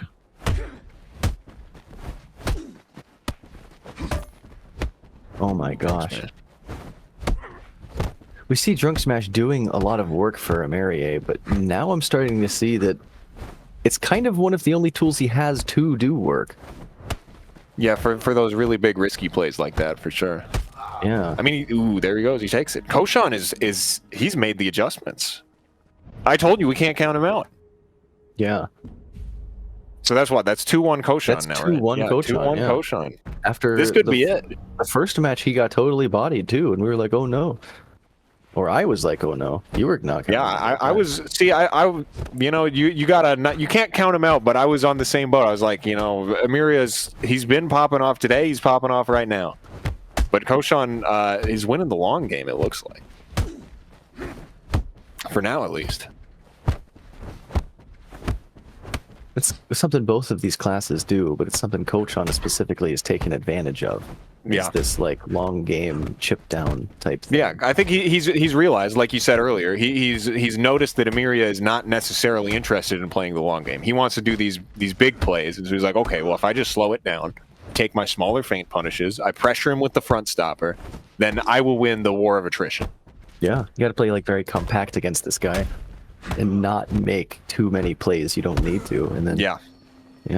Because if you do, he's going to stunt on you. He's going to do a dodge, a manual dodge. He's going to do something crazy, and you're going to end up in the highlight reel. So you just slow it down a little bit. Yeah, just be cool, man. Just be cool. Cochon getting dodged and losing his turn here, but he's tap blocking away. Goes for one mash, eats a hit. His mash comes out, and he gets a turn back. Ooh, It's cleavered on out of the spinning high kick. Now where the side kick actually gets eaten, I think cleaver fits here. So that's a pretty strong thing to mash. Mm-hmm. Into the curled up spinning high setup, I mean. Yeah, I know what you mean. Ooh, that Falcon Punch gets stuffed there. He went for a little bit of a risk on that one. Oh, that was such a good exhaust. Cochon manages to actually outplay the situation, but doesn't get enough like stam to actually tap block the switch kick, and ends up. And he didn't get enough distance either. He kind of just got choked out on that one. Yeah, that was a very solid exhaust from EmeriA there. Now, we're super even again. This stock, I think, is going to be a huge decider. And the momentum, I feel like you can see a little bit of EmeriA is getting his confidence back. Cochon is starting to get hit by stuff that he wasn't a couple rounds ago. But he is starting to make the adaptation to Cochon by trying to abuse his stamina with things like these exhaust plays and taking these big pauses in his neutral to gain stam back. Or not in his neutral, in his offense, I mean. That jump into duck, he's just bouncing around, bro. You can't hit him. He doesn't care. Let's go ahead, hit me with the 12. I don't care. Yeah, I think that's another thing is Cochon a couple times there, whereas the last round he would just hook him. He would just hit him with hook whenever he fell for a feint, and he went for like leg break or side kick, and both of them he got avoided. This time EmeriA goes for the buffer off the back row and actually eats the side kick though. Cochon hit him Ooh, with the double low parry. Yeah, that thing is so EmeriA fast. wasn't quick enough on the draw to punish the first one. He saw the low parry and he didn't hit his button quick enough to just take him out. You know what I mean? Mm-hmm. I think his mental stack is a little overwhelming right now, probably for both of them. Huge feint into side dodge on that cleaver blow there. Oh man, if I'm Cochon, I'm getting real comfy right now. Yeah.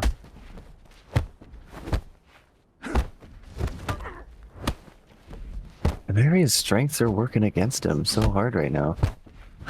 Because he's like not taking like when Cochon avoided this cleaver blow, EmeriA needed to block there, but instead he plays the cult mind game and tries to get an opener dodge and eats a hit. And he's way too low HP for that to be a sustainable playstyle. Yeah, you can't be gambling like that when you're down a stock, down a game.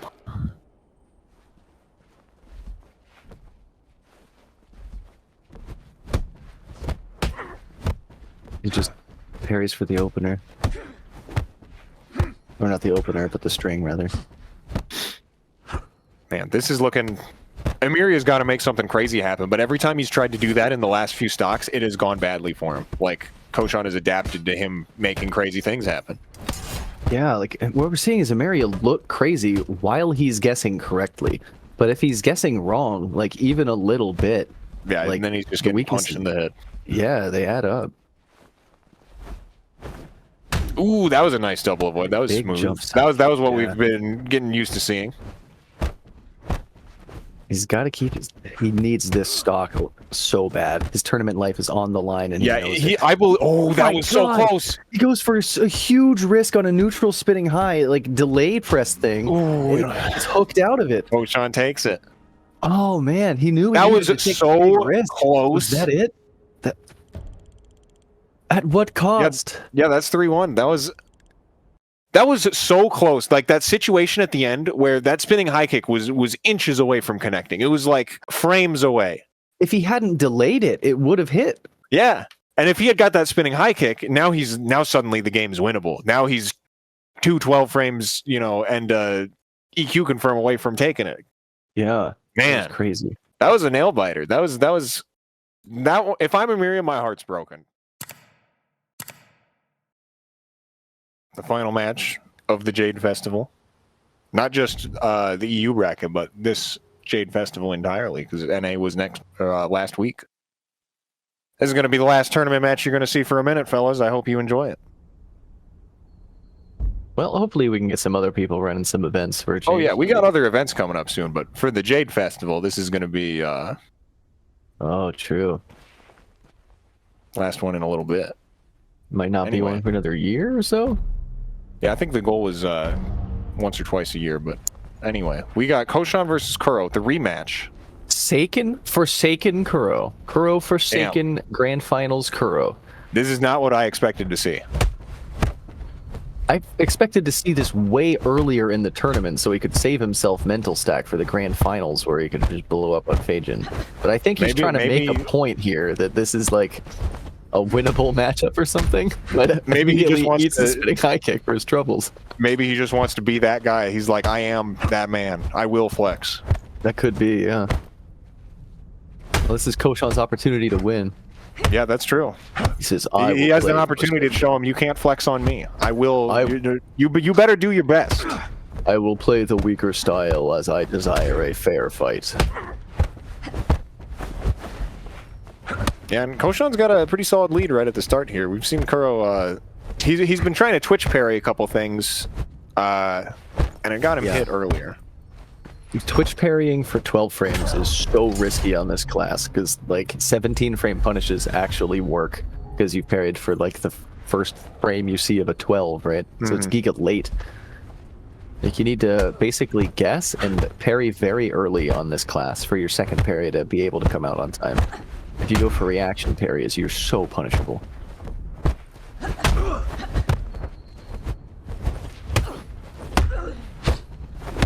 You knew Cochon would respect his turn, so he just presses liver knee after blocking the parry. Yeah, he's got no fear on that one. Yeah, I mean, I'm curious to, I would love to know the rationale behind this decision, but maybe we'll see it. Maybe Kuro's got something cooking up and his gameplay will speak for itself. Well, actually, remember in the first match of the last set, Kuro was actually a slow starter too. Yeah, that's true. I guess we should let him cook before we say too much.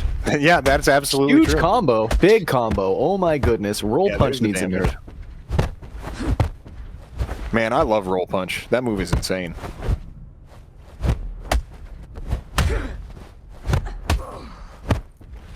It actually only gives you like 20 damage more than a normal combo, so Yeah.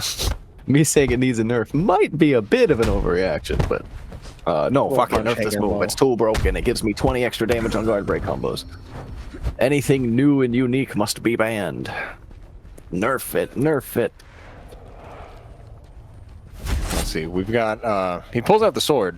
I feel like he's got a lot of good mileage off the sword last time, so he's thinking, might as well whip it out early on this one. Cochon's swordplay has done a really good job of keeping him in this tourney. There's been a few times where he's like turned around the pressure situation with the sword. Yeah. And completely swung a match. So I bet that's what he's thinking is, the sword's been doing great. why don't I pull it out earlier? Because I know it's gonna, you know, give me a decent advantage. Well, especially Instead of versus saving it. Forsaken. Especially versus Forsaken. You pull cut, they can't block. They have to go for parries all the time. But Yeah, they it can't opens go up for for parries those all the fat time because they eat punishes. crazy hits. So, like, Sword versus Forsaken and versus Windfall, those are like the two strongest classes to play Sword into.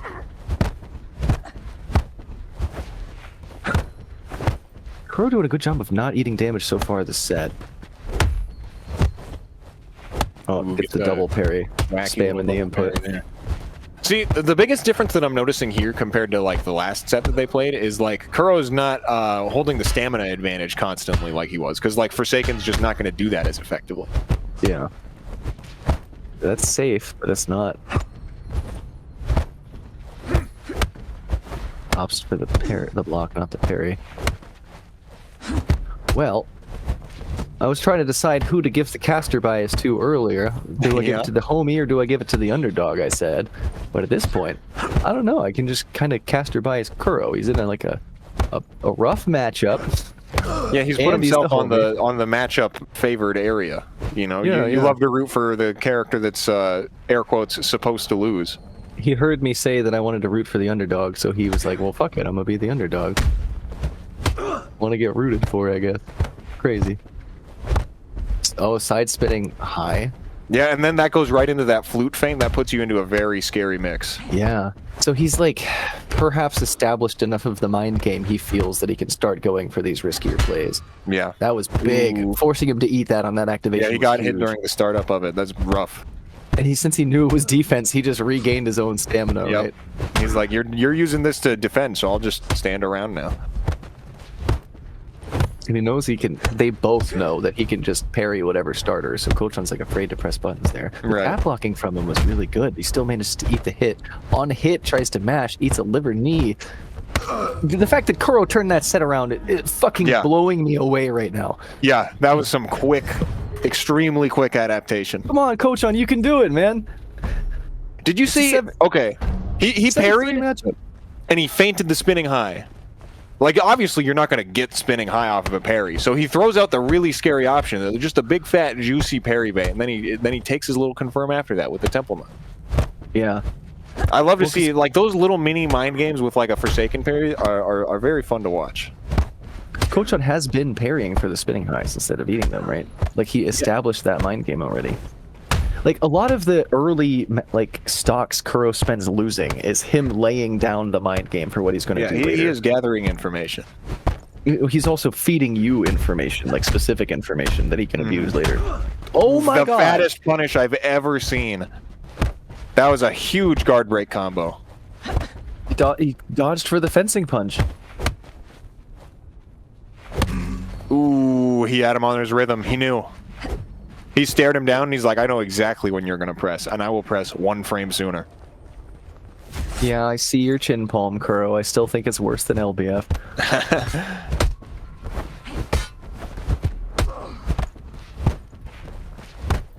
It's on hit is pretty good, though. So that kind of negates the fact that you can't step cancel it as quickly.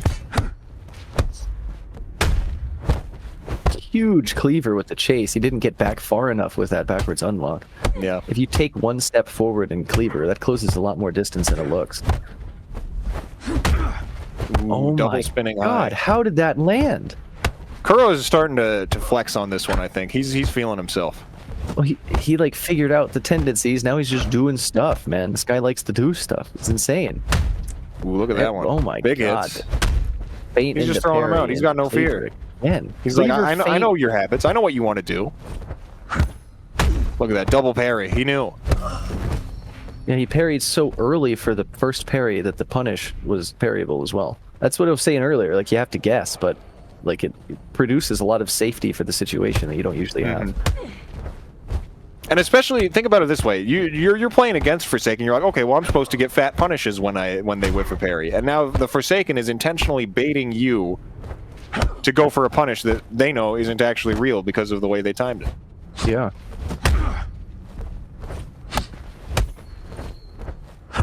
Just pummeling him with these fast crosses. He's just like, I don't know what to do with the heavies. I'm just gonna I'm keeping you in a much more unreactable type of pressure. Yeah, Kuro did well to get out of that top right because both of those options are so reactable. So if like Cochon plays compact like that, there's not really much Kuro can do in that top right stance. So switching back to the chin palm was wise. That's how you have like an unreactable, well not really, but very difficult to react to mash option that you're presenting as well. Right. If you're Cochon, you really want to keep Kuro in his top right stance and just start fast cross.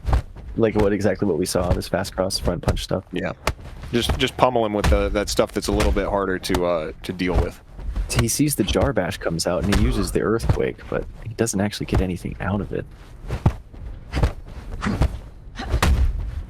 Ouch! Jar bash and he mashes because he knows there's no safe option there, but Kuro knows he knows that. He just goes for the parry.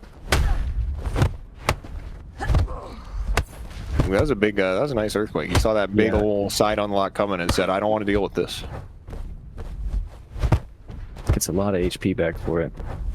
Bro, he's so terrifying. He just walks towards you. He feints 50 times into unlock spinning high kick. Kuro is completely aware of how much mental pressure he's exerting right now. Yeah. The level of confidence is staggering.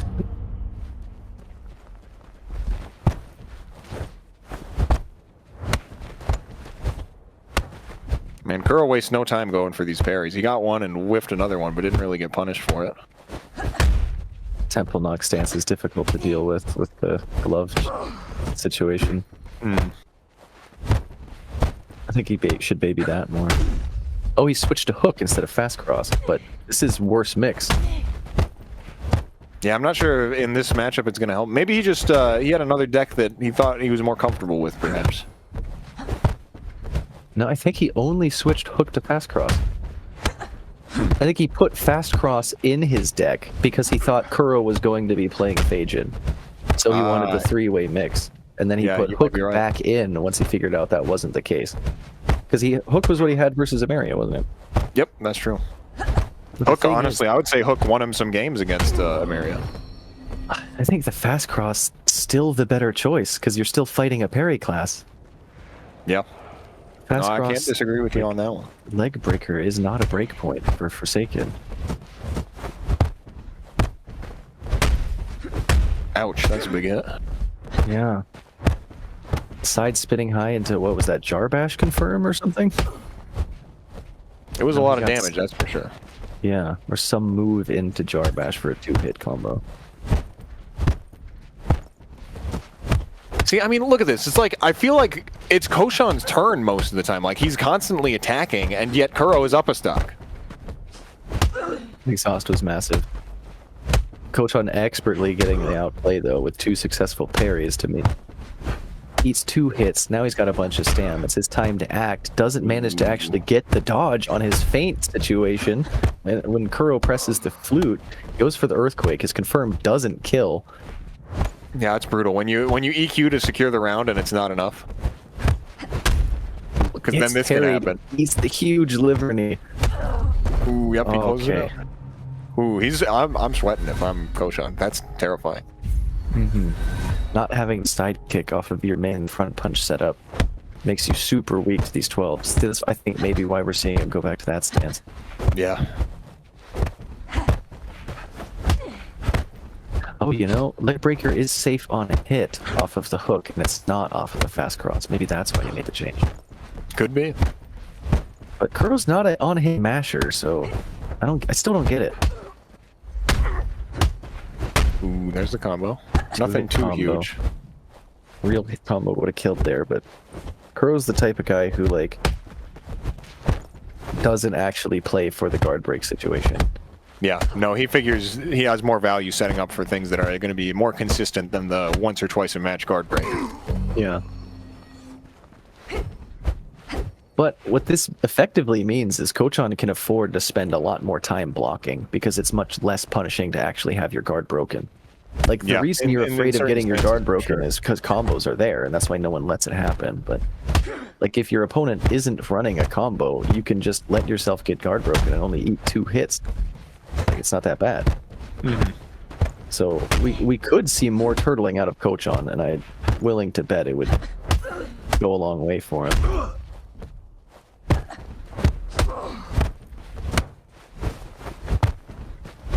Kinda cringe, but I'm not sure how else he's supposed to win this. Yeah, I mean, if you're playing Bajan and the Forsaken is like dictating the pace of the match that much, because he's just kind of like you. That's how Forsaken has to play this matchup.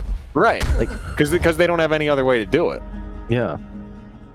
Like if you're Man. not constantly on the offense, like you just lose. That's 3-0, ain't it?